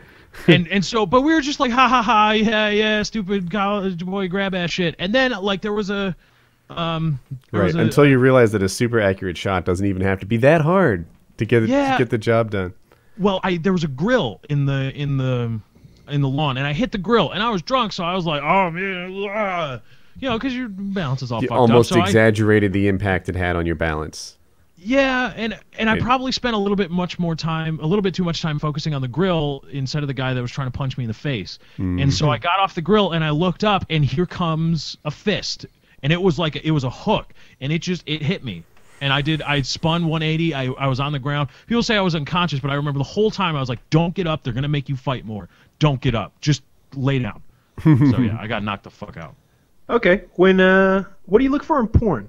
What makes a porno a good porno? Solid question, Kyle. Ooh, what makes a good porn?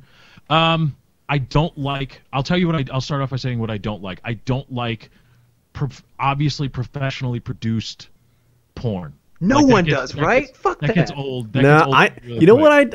what I'm sorry. I know this is Lefty's lightning round. I don't like mid-tier professional porn. Right? The super high-end stuff. Like, is it X art? Where they get pretty much models and they have depth of field and quality lighting. That's all right. And then the super other end of the spectrum where it's clearly amateur and there's no cameraman. There's just like a tripod. That's all right. It's the middle tier where like these girls don't Sometimes seem like they'll even anyone... talk to the cameraman. The camera should be like, I can't believe I got up for this. Yeah, glad you came down here, Dan. And it's like Well, yeah. So like celebrity porn tapes are like they're that. filming. Celebrity porn tapes are like that. Like there was oh god, what was that? She was a teen mom or something, and she was just a total whore. And then she was like, "Oh, I'm gonna do a porno," and it's like you're not. No, it's no. Yeah, they talked about it on the Stern Show. Okay, Yeah, I don't.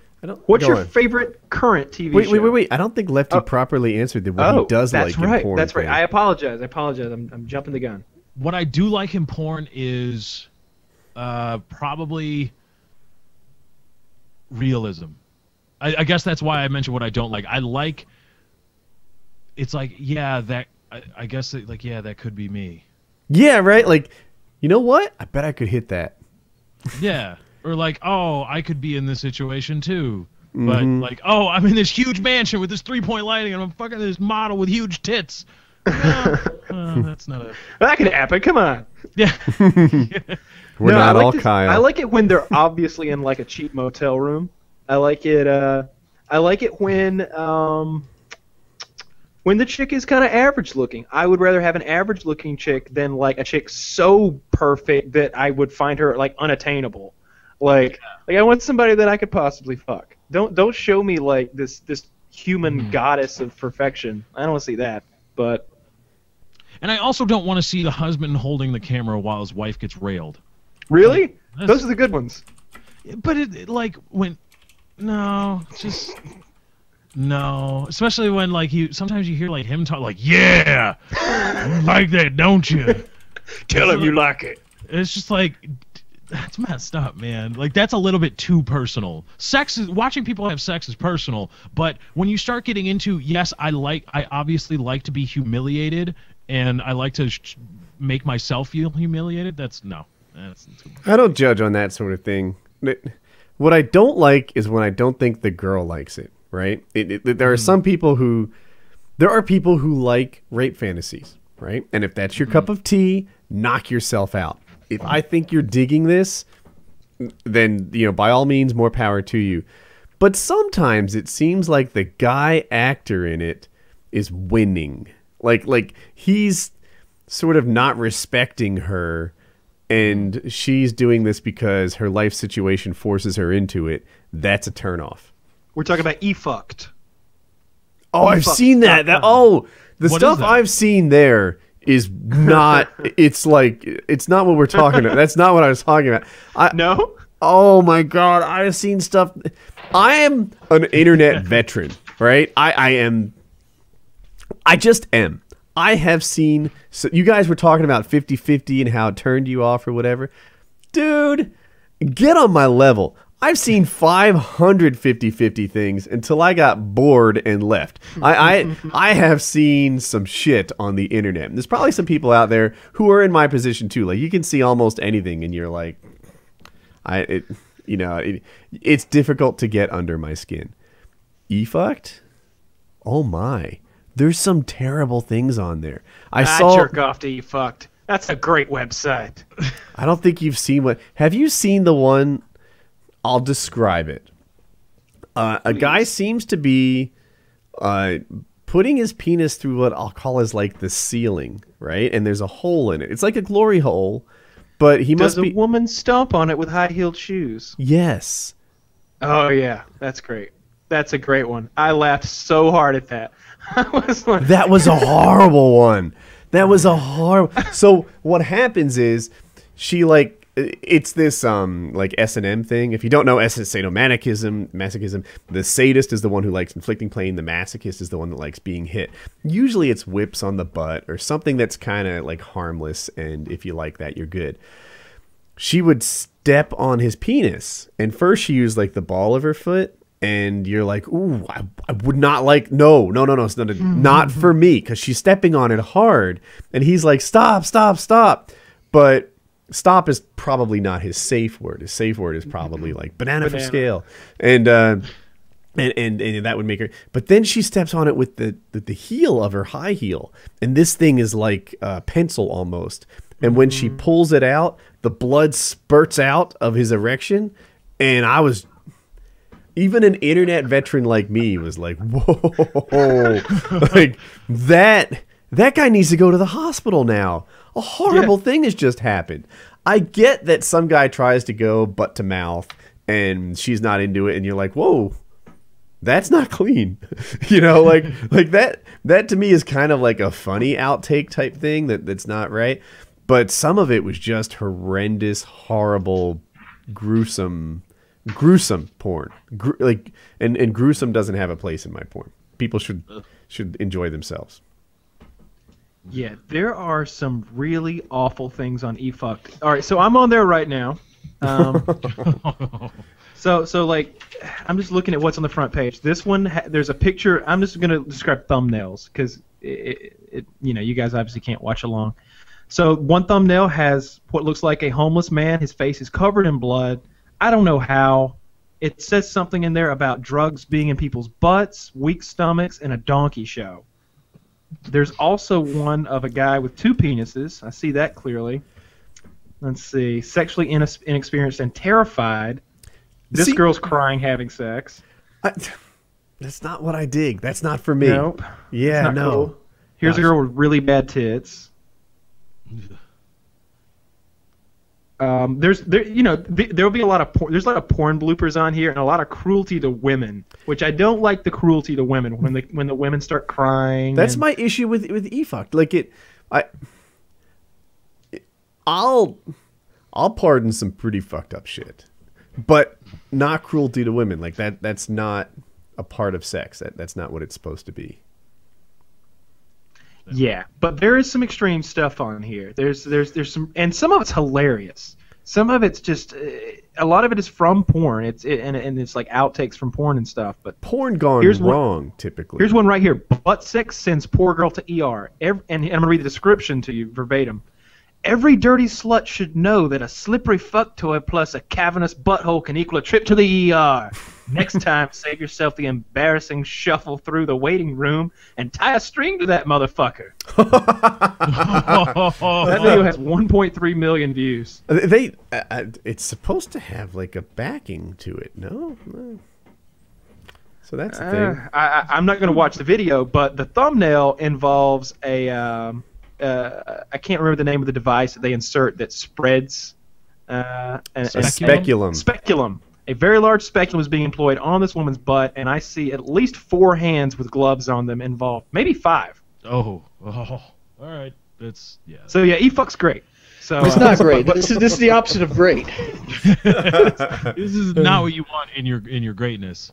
Now I will say this: as much this as is for people that get bored jerking off. This is what this site is for. So here's one Wings would like. It's called "I Fucking Hate Cum." I'm going to read the description of this one. There's Marvel a subreddit for that. Marvel in the majestic awe of unwanted facials, oral inseminations from men lacking fruit in their diet, and other tales of shifty cum dodgers. These girls hate jizz like I hate the season finale of Dexter. There's a subreddit, R cum haters, and it's pretty much girls getting facials that didn't want them. Makes sense. And a lot. In fairness, it seems like 90% of the content is they wanted it until it happened, or they're like swallowing and then they're like, whoa. Yeah, like it just didn't taste. Yeah, that's There's what a little bit of pee in there. Like it didn't taste bad. It didn't taste good. Bad load. All right, but getting back to the point at hand, my last question to you, Lefty, is what do you watch on TV right now? Like as far as a TV show, it could be on Netflix, whatever, however you watch your shows. Family Guy. I discovered Family Guy on Netflix, and yes, all right. I've seen every episode. I love it. It's a really good show. I've been watching. I guess my 8th time through. What is the most recent version or season of Dexter? Is it 8 or 9? 8. Oh, I'm watching 8 right now. I like it so last far. Season.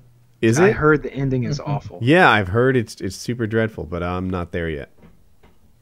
Oh, speaking of like super dreadful suckfest, Chiz is watching Lost right now. Dr. Chiz, he's a YouTuber. He's helping me with WoodyCraft.net. Yeah. He's watching Lost, and every week I'm like, dude, you are in for so much. He's on season 3 and doesn't know how much this is about to suck yet. He doesn't know how horrible this show is. I'm surprised he's on season 3. I've gotten to Lost twice, and I've only made it to season 3.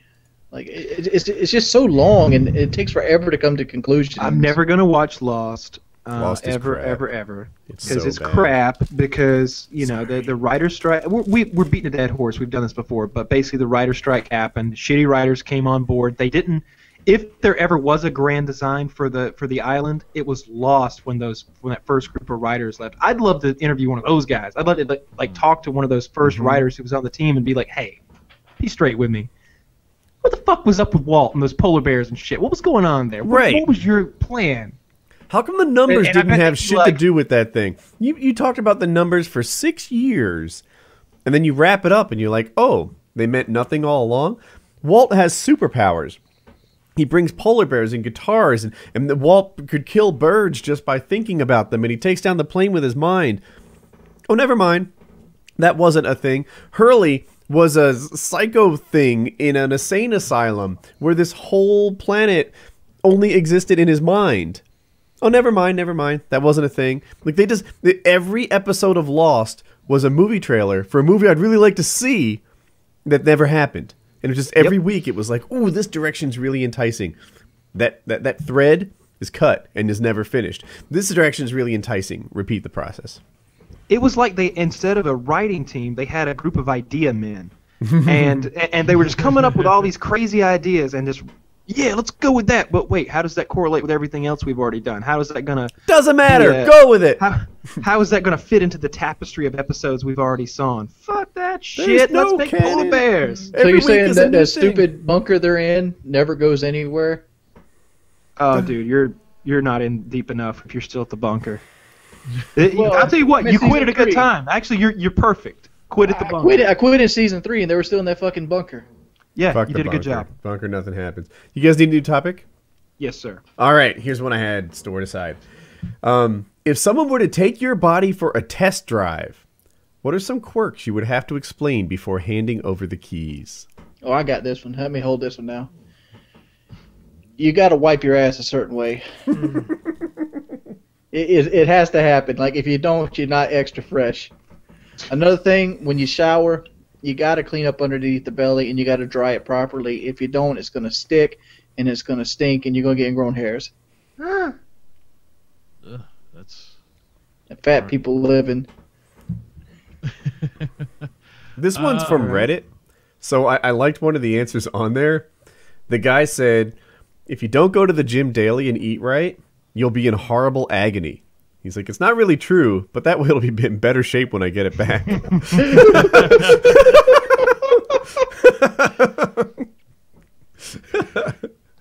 I loved it. Would you ever loan your body out? Like, literally, like if Jackie needed your body to, like, help her friend move furniture, Would you trade with her for a day? You know, like I was totally with you until you brought up the scenario. Jackie dropped stuff. She crashed her car again. Son of a gun. How'd she do it this time? She was in a she was parking or something by a Dunkin' Donuts to get coffee, and there's the yellow like building protectors. It's like a rod. I don't know what to call it. It's a I think Make sure you don't crash into the building while you're going around the drive-thru. Yeah, just picture a cylinder like 4 feet tall. They're usually yellow and they're filled with concrete in the middle. It's like a metal thing. Yeah. Is everyone picturing this? I don't know if I'm describing. Well, she ran into one. She was backing up and she slid the side of her car against it, and it just like look, Jackie is fantastic in a lot of ways. You just have to understand that sometimes she hits stuff. Kyle, do you remember when we were driving? Dude. Kyle came over and lay it out for me. I forgot how it went down. Right, do you remember? So, I don't remember the exact timeline, but the way it's coming to me right now is I just had gotten to Woody's house, hadn't been there long, and they were like, and we were going to go to lunch. And we all pile into Jackie's car, and we go to lunch, and basically when we came back, my car was in the driveway a bit, and she tried to park next to it, and I was like, oh, I can move my car, I can move it, I'll move it out of the way, I'll get out of the way, and she's like, I got this, wham! And like, really tried to do some off-road 4x4 stuff in her front yard, and just kind of ran into some stuff. Like, we there have was just some like landscape timbers that surround a tree, so there's a wall that's not terribly tall. I'll call it 2 feet, 2.5 feet tall, and she drove, like, she didn't just bump it, she mounted it and drove on top of it. Yeah. She drove up and over it, like it was one of those things where it was like, oh, okay, so here we go. And it's not my car and it's not my wife, so she could have rammed into my car and I wouldn't have said shit. So like I'm just sitting there quietly, like, okay, this is how they roll. She doesn't hit stuff every day like that, but she hits stuff now and then. Like it's not smart to be a pedestrian near Jackie. You don't want to do that. And so like when asking if I would let Jackie loan out she drops things. Just the other day, I saw her pick up her iPhone, and she picks it up, and then she juggles it for a little while, and then she effectively bats it across the room, and it slams to the ground and slides across the floor. And I've never done that in my life. In my entire life, I've never done that with my phone. Like I just pick it up. Like it's not a problem. It's yeah. You think it's a dexterity problem or like a depth of field? I don't know. I think she just doesn't fully pay attention or something. I'm not sure what it is. She has scratches on her cornea because the baby, like when Kyle or Hope were babies, they would constantly. Did I say Kyle? Colin. You said Kyle. Yeah. When Colin or Hope were babies, they would scratch her eyes or something. And in fairness, she carried the babies a lot more than I did. But like that would never happen to me. I think she has defective blink reflexes. And they're poking her eyes all the time. And I'm like, I don't get it. Why don't you close your eye when something's coming toward it like every other human does? But not her. She's constantly getting batted in the eye. So, what do you say? That's a thing. Oops, I can't say I've never hit anything. I've backed over a wagon, like a little kid's wagon one time because I didn't see it. I've never like ran up a wall or a curb or anything like that. Like, I don't know. Yeah. I haven't had any really bad car accidents. I used to back into shit. Like when I was like 16, 17, I was constantly like not checking behind myself and just put in reverse and going. And just whatever happened, and that doesn't work out well. So luckily I drove a truck.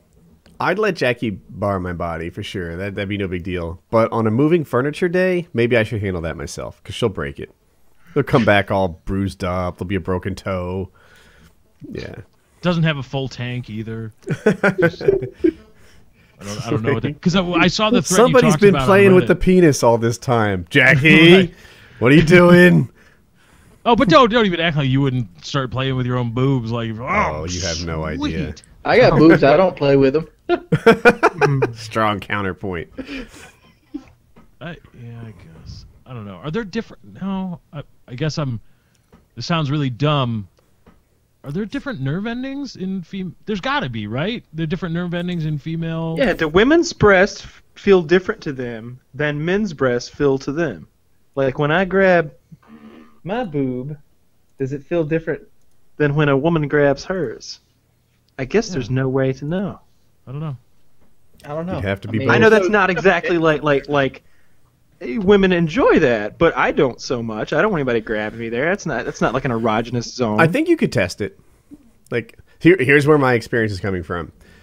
I had nerve damage on my left hand, and as a way to measure the nerve damage, they had picture like a really small paddle, and sticking straight out of it was a single like piece of fishing line almost of varying diameters. So some of it would be so fine, it's like those tiny fiber optics that bend really easily, and you have your eyes closed and they touch your palm with it. That's what they did for me anyway.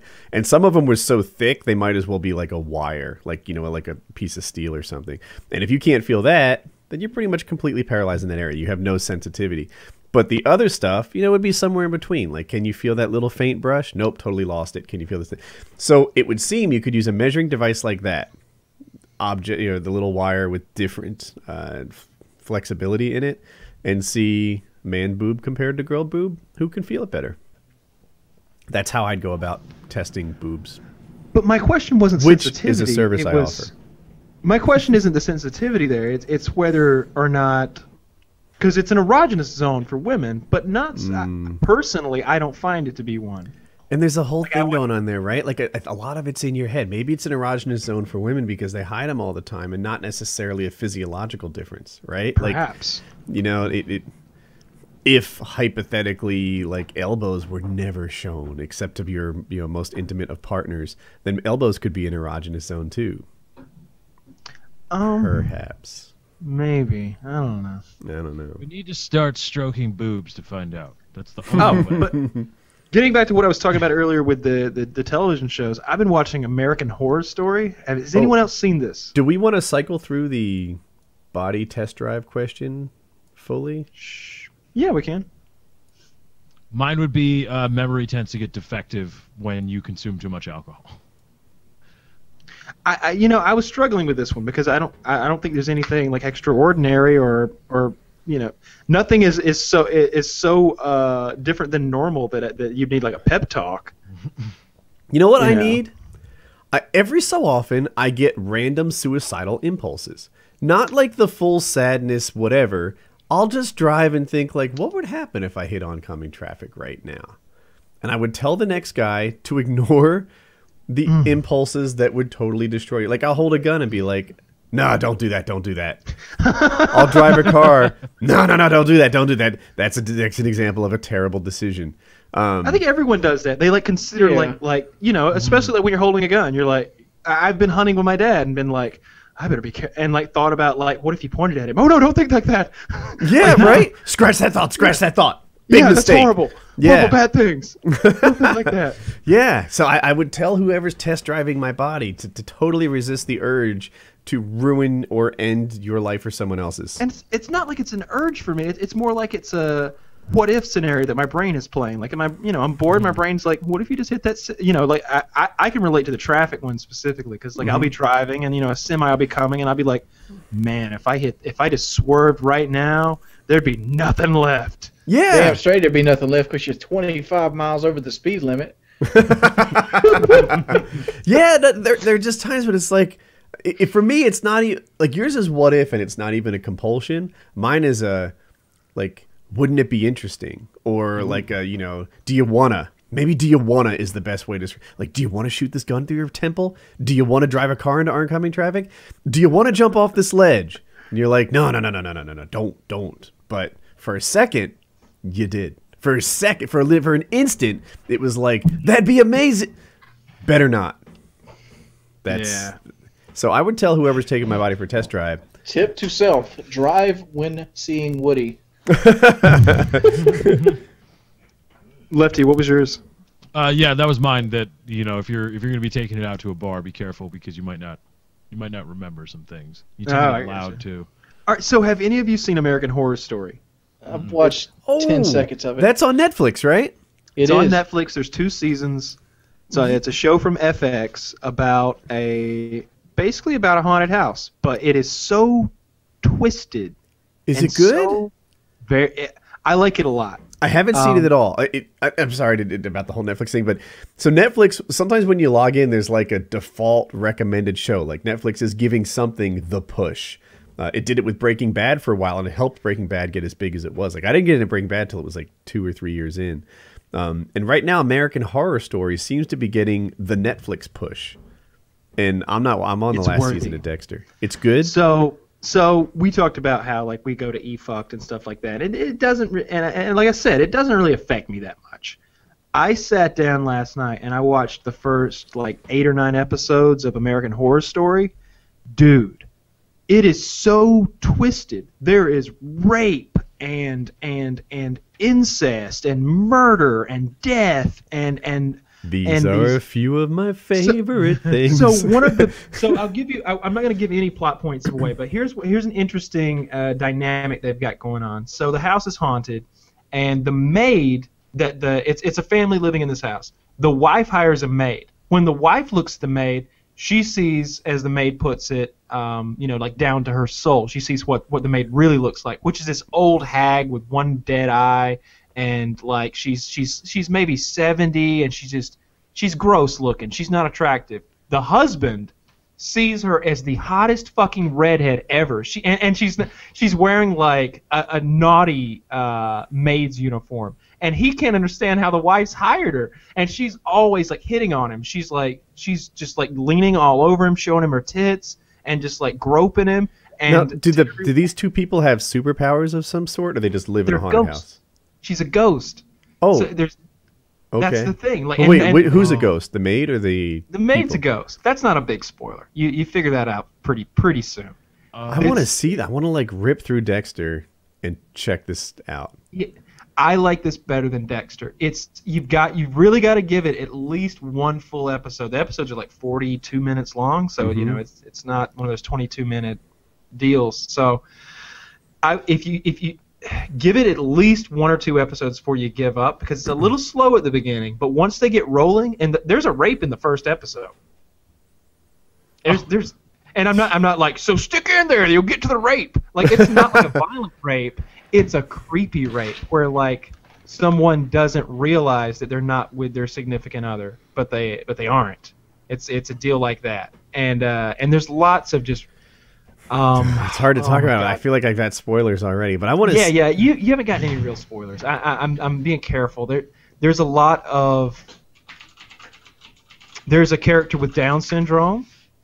She's very and she actually has Down syndrome in real life, and she's a very good actress. And she does some creepy things, and there's the storyline surrounding her is very creepy. The show itself had me. There was a couple times where I'm like yelling at the screen, like, "No, I can't believe that! Holy shit!" What's the Down syndrome called where it's halfway, like hybrid Down syndrome or something? Lefties, I'm out of my field. No, I always knew it as just Down syndrome. I didn't know there was. Yeah, she has all of the physical characteristics, but she seems pretty well spoken, and she's obviously delivering lines. So I'm not sure what her specific condition is, but her character creeps me the fuck out. So yeah, if you guys want my Netflix pick of the week, it's definitely American Horror Story. If you like scary, creepy stuff, if not, then go watch Parks and Recreation. There's something called mosaic Down syndrome, and I hope I'm not too far out of my field. I had a coworker who had a kid with it, and there are people who look like they have Down syndrome, but like mentally they don't have as nearly as many of the challenges as most people that do. And then there are people who are in the opposite situation who look like they've got like a full-on blown Down syndrome, but wait, I said that twice. That don't look like they have full-on blown Down syndrome, but mentally they do. And I always sort of theorize that some of these people who succeed in acting, in spite of having Down syndrome, might have mosaic Down syndrome. So like Bubbles. I would say that was the case here. Bubbles from Trailer Park Boys? Mm-hmm. That guy's got lines. That guy's got a lot going on. that the You people know, I I met think in he's real just life making that face though. I think he's just pulling his, lip You don't up think over he has his Down other syndrome at all? Mike don't Smith think so. doesn't have Down syndrome at all, dude. Yeah, he 'cause doesn't even wear glasses. Our buddy His glasses Maurice. are Oh, all wow. comic. I've been totally fooled. I thought that guy had Down syndrome. Yeah, because Maurice brought him to a party one time, and I remember he told us that story about bringing Bubbles to a party. Mm-hmm. Yeah. So yeah, and no, there's nothing wrong with. I think Bubbles is just a good character actor. I think he's just making a funny face and doing a funny voice. I can't do a I wish I could do that Bubbles impression. You're doing it pretty good, Hilarious. dude. Yeah. Oh, wow. So well, that fooled me. Well, I bet there's tons of people watching this right now who think I'm an idiot for not realizing that was a guy acting like he had Down syndrome. But It's hard to there tell. was another Down syndrome actor a while ago. Was this TV show called Life or something? I might be dating myself. But anyway, yes. Every so often you see a Down syndrome actor who's really pulling it off. And you're like, I wonder if he has... Like, he seems to be on the lucky side of the spectrum. But, dude, American Horror Story, I'll check that out. Because I rewatched House of Cards to prepare for House of Cards 2. And now I'm going through the last season of Dexter. I only have like 3 more episodes to watch. So I'll rip it. My favorite part of the day lately has become going to bed. I work late. So oftentimes my day finishes at 2, sometimes even 4 a.m. because there aren't many WoodyCraft customers. And I like to do maintenance when it doesn't impact people very much. And it'll be like 2:30 or something. And I'm like, man, I would so love to just like lay under the covers, turn on the TV, and do my, just chill to it or something, or not. It depends what Jackie's doing. But one of my favorite parts of the day is that like falling asleep to the TV sort of scenario. Maybe that's bad. Maybe that shouldn't be a part of the day that I look forward to. Shit, we're in the same boat. That's my favorite part of the day too. Is it? Like I know all the work is done. Like usually I just accomplish. I have this thing, WoodyCraft, getting better every day. Every day I like to do something. A lot of times it's not customer facing, it's not big, but every freaking day it should get better. And when I've accomplished a goal, when I've set something up, when I've done a thing, and it's like, all right, today was successful. I'm gonna just tie a bow on it, watch a thing, and chill, and it's nice. A little kid, I hated going to bed. Grown up, going to bed's flipping awesome. I get into a scenario where, like, once I stay up past a certain point, I'll know that I should go to sleep, and I've seen Reddit posts about this, actually, now that I think about it. That Netflix thing, it'll be like, 13 more seconds till the next episode, and I'll be like, fuck. I guess I could do one more episode, not realizing that the episodes are 45 minutes long. So, I think I got to sleep last night about 4... I guess it was about 4 o'clock. I slept on the couch last night because I fell asleep watching American Horror Story. Yeah, I get hit by that. I get bit by that bug a lot, where there's 15 more seconds until, this next episode starts, and I'm like... And even if I wanted to stop it, like if I was like, all right, this is my last episode, and then that episode will conclude, and then my Xbox controller will be turned off, so I'll have to turn it back on, and before I can get it turned back on, the next episode will start, and I'll be like, well, you're locked in now. Yeah, you're locked in. It's sort of out of my hands. Once the next episode starts, you got to go. Because I bought a new especially Xbox with the skip the intro for the living. Our Xbox for downstairs actually broke, and I think what happened was the CD drive got too junked up with like fuzzies or clutter or whatever, so it doesn't recognize it's being properly shut, and because of that it never gets past the tray open. We can't even play Netflix on the 360, so we threw that away as broken, plus it's the old console, and got a new Xbox One for downstairs. Should have microwaved it. That's not a terrible idea, actually, but it's gone now. Yeah, and I was like, should I get a PS4 or an Xbox One? And if you're doing it for the living room, isn't the answer Xbox One? Yep. This is a thing. It probably plays as much Netflix as it does games. It has like a major TV and movie watching component of it. The PS4 at the moment seems to be the superior gaming console, but the superior living room console I think is the Xbox One at the moment, which is why we picked it. Plus, my family likes Kinect games. Should have bought mine. I didn't even think of that. But Didn't Microsoft say their goal with the Xbox One was they want to win the living room? They want to be that thing, and I think that they've created that in a console. Like that I mean, that's the HDMI in and all the deals with the NFL and all this stuff. That they've created. I mean, it's an inferior gaming machine. I mean, not even relative to PC, because relative to PC everything is. But but it is though. It is though. That's the thing. But it It's not can't even a joke anymore. It's true. It can't create native 1080 for a lot of games, and they got to upscale everything to make it look like, oh, okay, yeah, this looks on par with. When they what the sharpen PS4 everything, can do. I think I need to change my the things I use on my COD videos. Like I have some color correction, I have some this, I have that. They sharpen so much on the Xbox One that when you sharpened their sharpened thing, I think it gets a little overdone. Like they run a sharpening algorithm on everything that goes through. It's like I don't think I'm good. I still haven't picked up either console. Mercadurka texted me today. He trying to get me to pick up a PS4. When I do get a console, it'll be a PS4. It's the best decision you can make. I don't think I'll ever own an Xbox One, not until they're a couple $100. I think I'm gonna. I've said it a few times, or it's over and over. But I'm moving toward the PC as soon as I get some like me time, where I'm not all stressed out. Totally gonna get the PC fired up and have some fun with that. If my recommendation for PC gaming, and here's how I like to start. For shooters in PC gaming on killing AI. I played a bunch of Borderlands at first just to get my aim, on point. The first thing I played on PC was, one of the first PC shooters I played was Modern Warfare 3. And it sucked. I got owned, and I walked into Modern Warfare 3 on PC knowing the maps perfectly, knowing the strats, knowing all the jump spots and whatever. And me and Incredible Orb started playing. And of course, Incredible Orb's dropping like double Moabs, or at least single Moabs all the time. And people are like, hacker. No, he's not a hacker. He's being Incredible Orb. It's freaking ridiculous. But me, I like things that I do on the controller without thinking, like jump and crouching through a window so that you don't get hung up on it. On the PC, I couldn't do. And I needed those skills to get the kind of gameplays that I expect from me, which aren't even that extraordinary.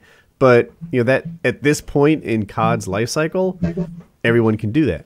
So then I started playing Borderlands, where it was just me against AI. And it gets a little more forgiving. You get a chance to shoot. I played, I forget a couple other games. But I played some PC games. And now, if I walk into a shooter like Battlefield, I have some judgment errors when I play Battlefield, but my aim, I feel like, is, on par with the other players. I eased into it. Yeah, it's hard to get into. Left 4 Dead 2 or Left 4 Dead. Yeah. Good way to get Dude, into I've been it. playing a lot of Left 4 Dead lately, if you ever want to play with us. Oh, okay, yeah, sure, hit me up. Yeah, anyone here. Like, Left 4 Dead's fun. Which one? I think, unless it changed, isn't Left 4 Dead 1 and 2 a bundle on Steam that sells for free? It was free during the Christmas sale, right? Oh, is that it? It was just the Christmas sale? Either way, Kyle, get the bundle. I think it's $9.99. Okay, I'll do that. Left 4 Dead Game of I've the never Year played it. I've edition. just seen videos of it. I want to point out this because Amazon kicks ass. When you see a game for sale, always check Amazon and see if they counter it. Yeah, Wings got me Dead Space 3 for $9. $9 and it sold for $30 on Origin. Now we're doing a co-op Let's Play. And you Team can check it out. Monster. It's awesome. Team Elevator, son. Team Sketchy Catwalk. I don't think people realize how good of a Dead Space player I am. I don't think that you should be nationally recognized and praised for your Dead Space skills. Tell us more, Wings. No, I'm not that good. I've seen people that play circles around me, but like I don't get credit for being good at video games like I think I should. Neither do I. I've watched you play Skyrim. I was a boss at Skyrim. I was awesome. Pointing out Woody's Skyrim, play, it's just a low blow, okay? Because that's his first RPG, really, and it's just not fair. He did much better in Dead Space 3. I felt like he played well. Did you guys finish Dead Space 3 at least? I know you didn't finish the actual. I don't think part. so. No, we didn't. I don't think I know what happens to Isaac Clarke. Don't spoil it, Wings. Yeah, don't spoil it. I wasn't even going to defend against the spoiler. I just knew Wings was going to deliver it. I was bracing myself. He's going to be like, yeah, he dies at the end. He does that. Oh, God. See, told you he'd do it. We should finish that, Kyle. I'd like doing that. How about we race? How about Wings and I race you and Kyle to see who can finish yeah. Dead Space The 3? gauntlet has been thrown down. But we're like 85% done. That don't mean shit. I can beat the game in 4 hours. Yes! I'll take that because you ain't going to win. We are so close to being done. You can't What catch chapter up. are you on? I don't know. It has to be the teens. 16 maybe? Yeah, we're pretty deep in there. Have you went down the mine shaft? Yeah. All right, so all you have left is the alien city to do, and we're in the conning tower. Yeah, man, that mine shaft sucked. You had to. It seems like you were rappelling maybe and firing at the We same should time. do it. You know what multi-twitch is? No. Yeah, So- I do. You can modify the URL so that you can watch several Twitch streams at one time. So I don't know. Maybe this wouldn't work as a multi-Twitch, but like my friends and I play Minecraft on Twitch all the time. So there's 4 people playing, and you go to the multi-Twitch and it just shows 4 screens. Like I have a vertical monitor, so it just stacks them vertically. Most people have them 2 by 2, and you can see the perspective of all 4 players. You mute 3 of the audios, and then you hear the guys talking and playing together and doing a common task from 4 different perspectives. It's kickasscrew.tv. You can see what it looks like if you're watching this, and you can watch us play Minecraft and see all of us do our thing, and it's really cool. Like maybe I'll make up a thing, like Mark Paintball is doing something boring at the moment, like going for mining or something, but Andrew is in the middle of a fight. Well, just divert your eyes over to the interesting part, and then so there's always something going on because you watch all 4 perspectives at one time.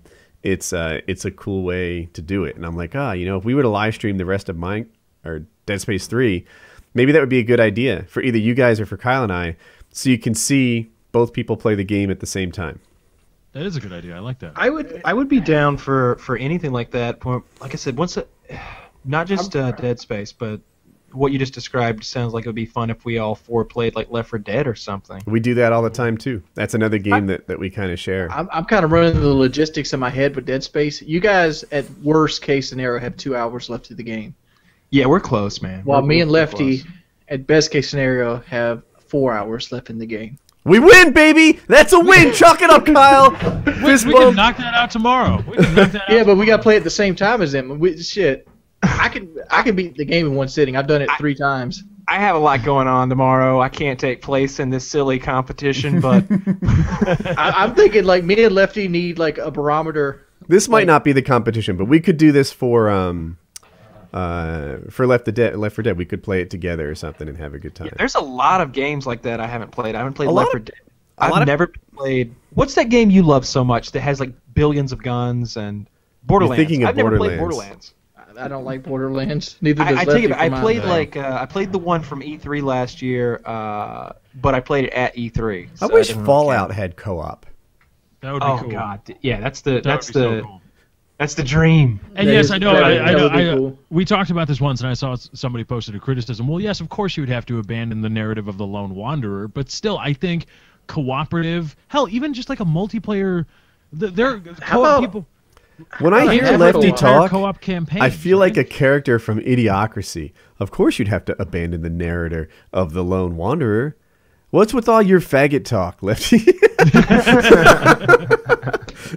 How about this? How about a half You co-op? talk where- like a faggot. I'm sorry. How about a half co-op? You have the lone wanderer, but the second player could always play the mercenary.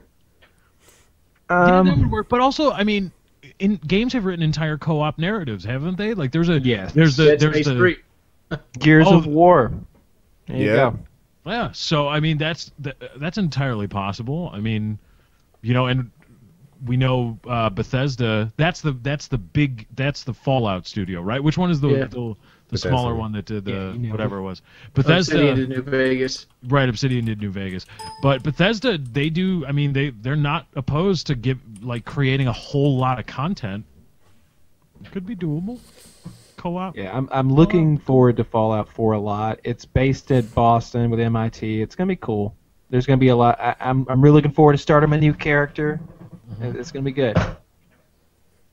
So what other co-op games out there that are 4-player co-op? Payday 2, Rob Halo. Shit.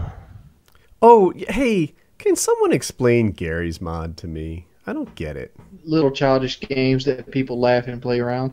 Is it a lot of mini games, or is it like one serious game? It's as I understand it, and I'm not at all a Garry's mod. Like I play Trouble in Terrorist Town. Yeah, it's at its core, it's a physics mod, or it's a physics sandbox.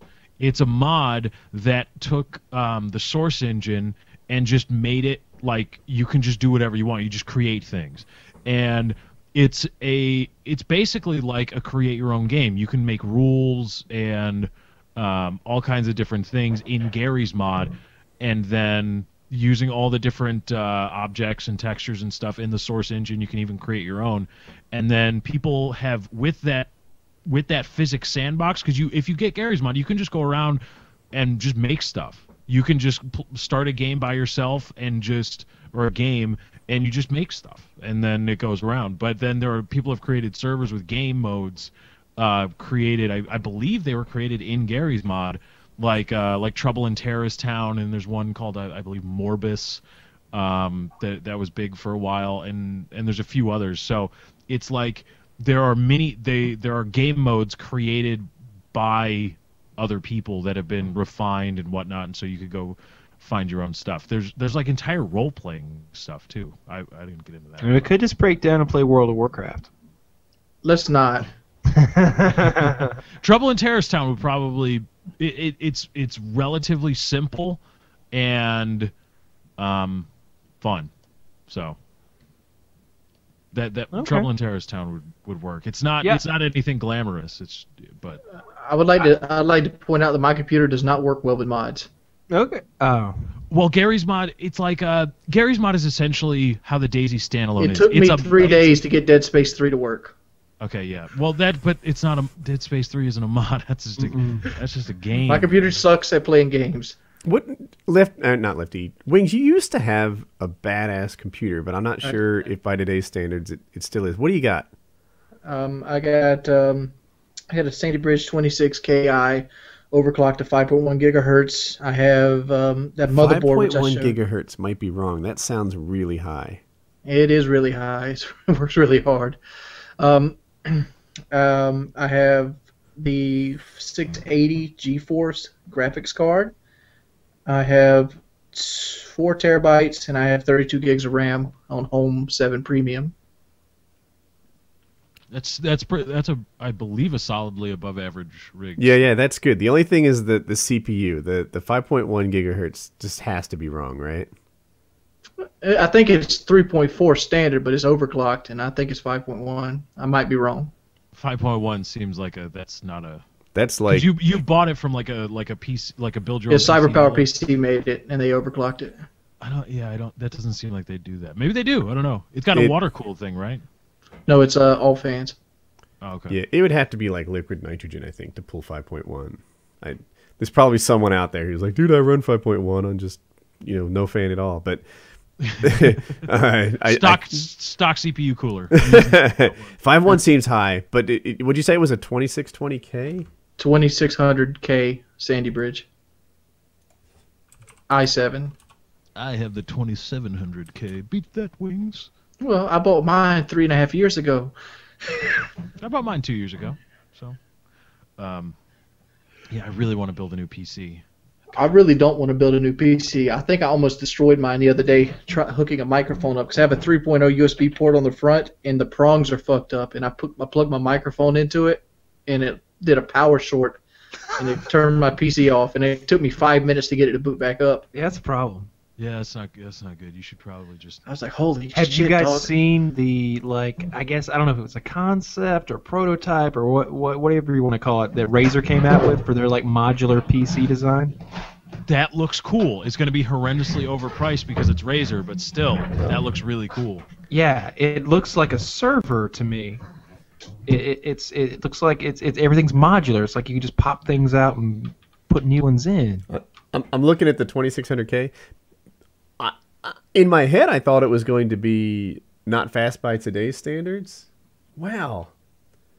I think I'm wrong, actually. So in my head, I thought that it wouldn't be fast by today's standards because it's 2 generations old.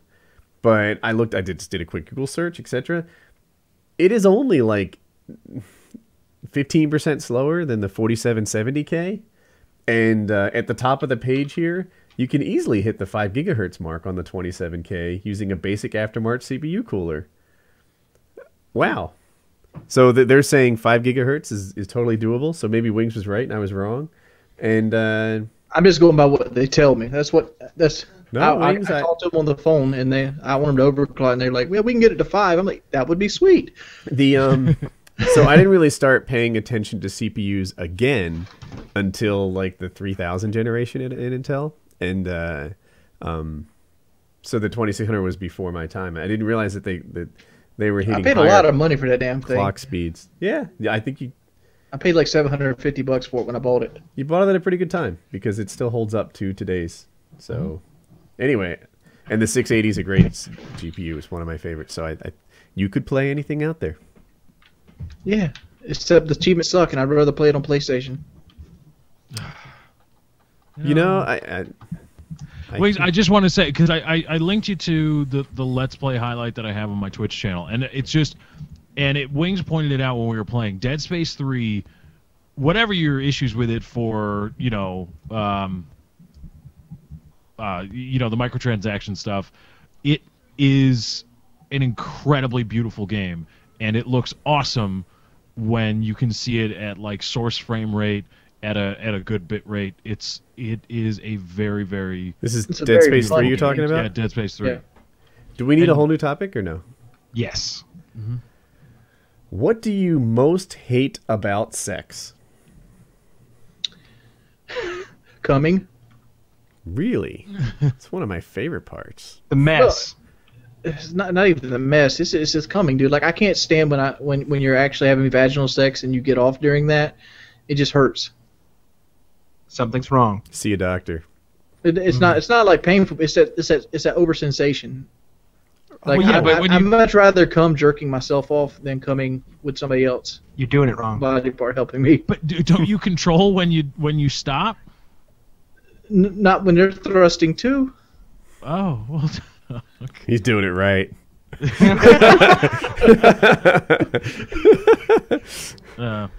I'd say the cleanup in the after is just like. Flush the condom. You're good to go. Yeah, but that's how you get. That messes up the pipes. Yeah, you don't want to flush the condom. That's a mistake. They're meant to be thrown away. Kyle, worst part?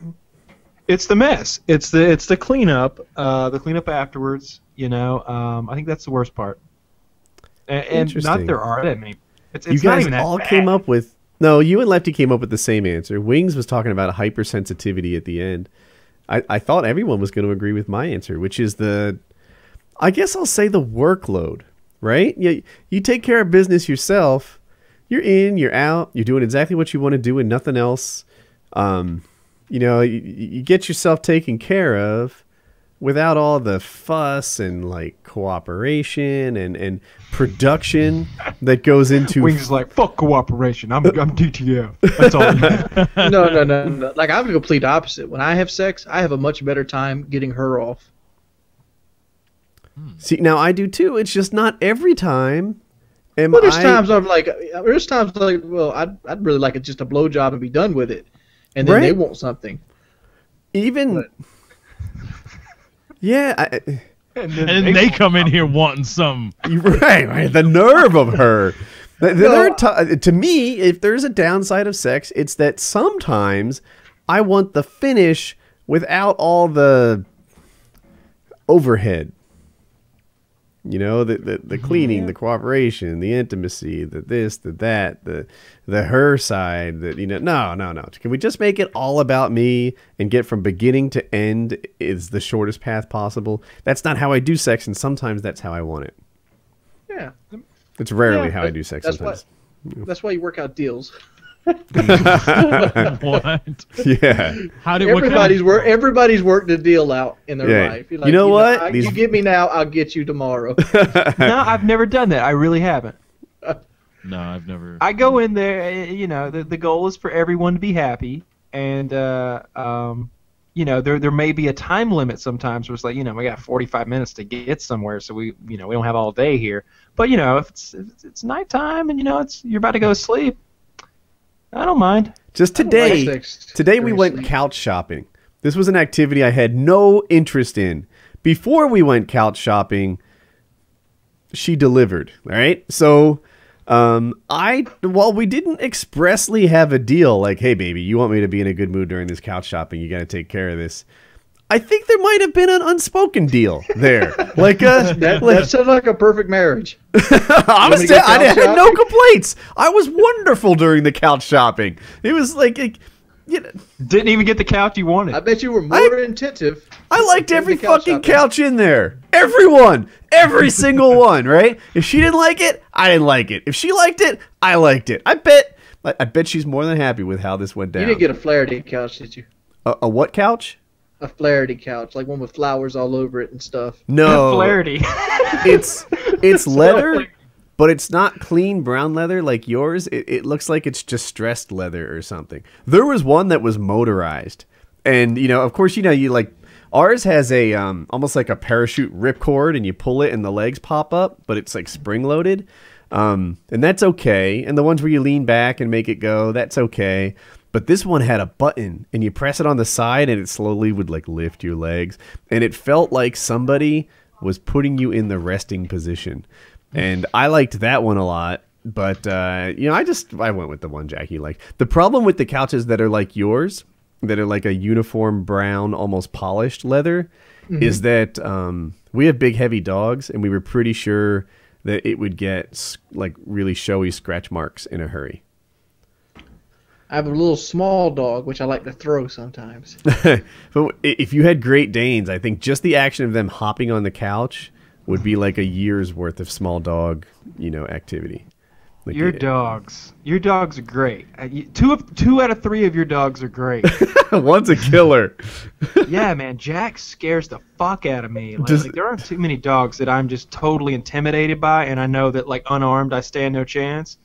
Jack is one of them. Like you really, I feel like I could take Jack, like if I had a bat, but like hand to tooth, he would literally kill me, I think. Jack's a bad motherfucker. Do you know how fast Great Danes run? 37 miles an hour.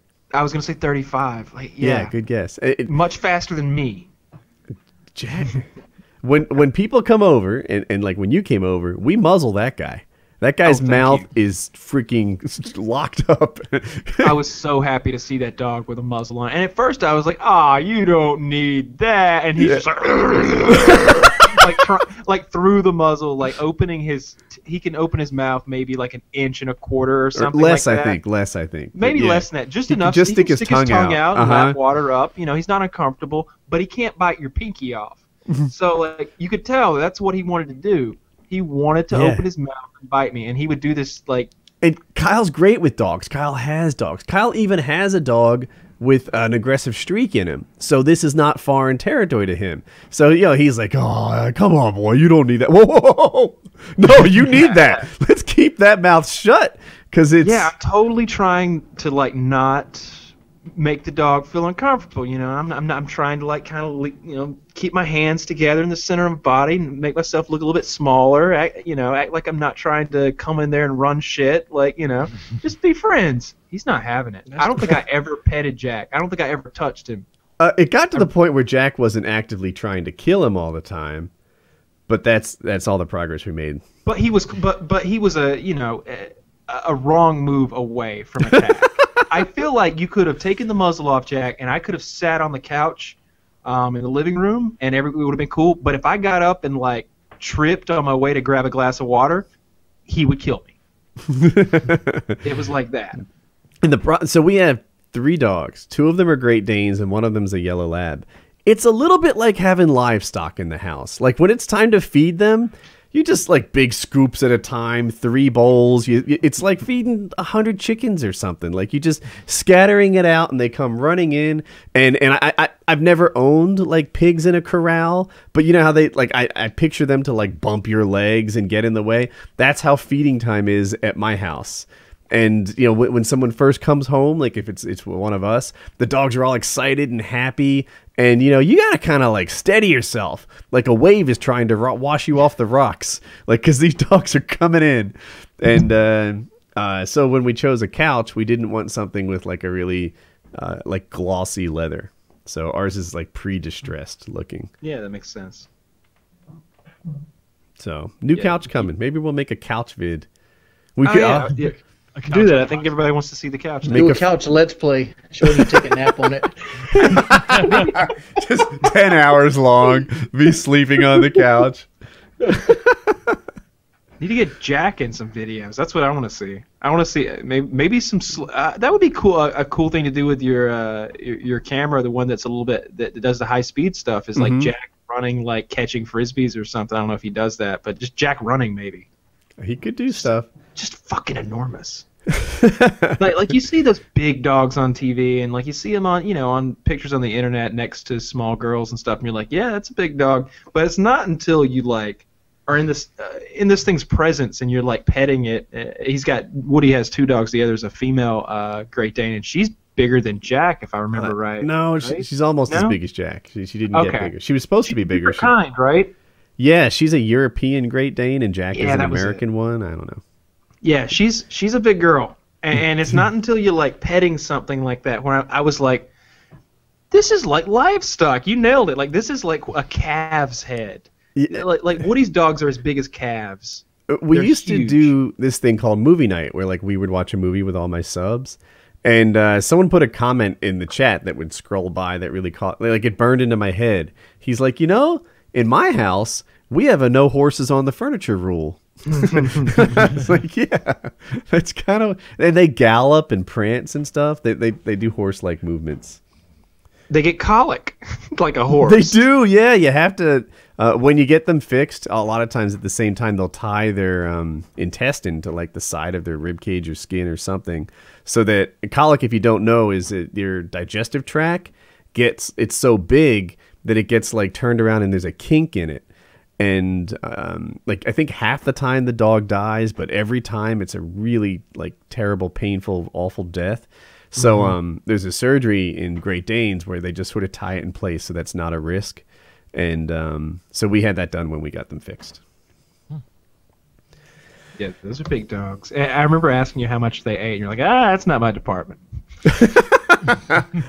I've got staff for that, Jackie. I love the divisional labor over there.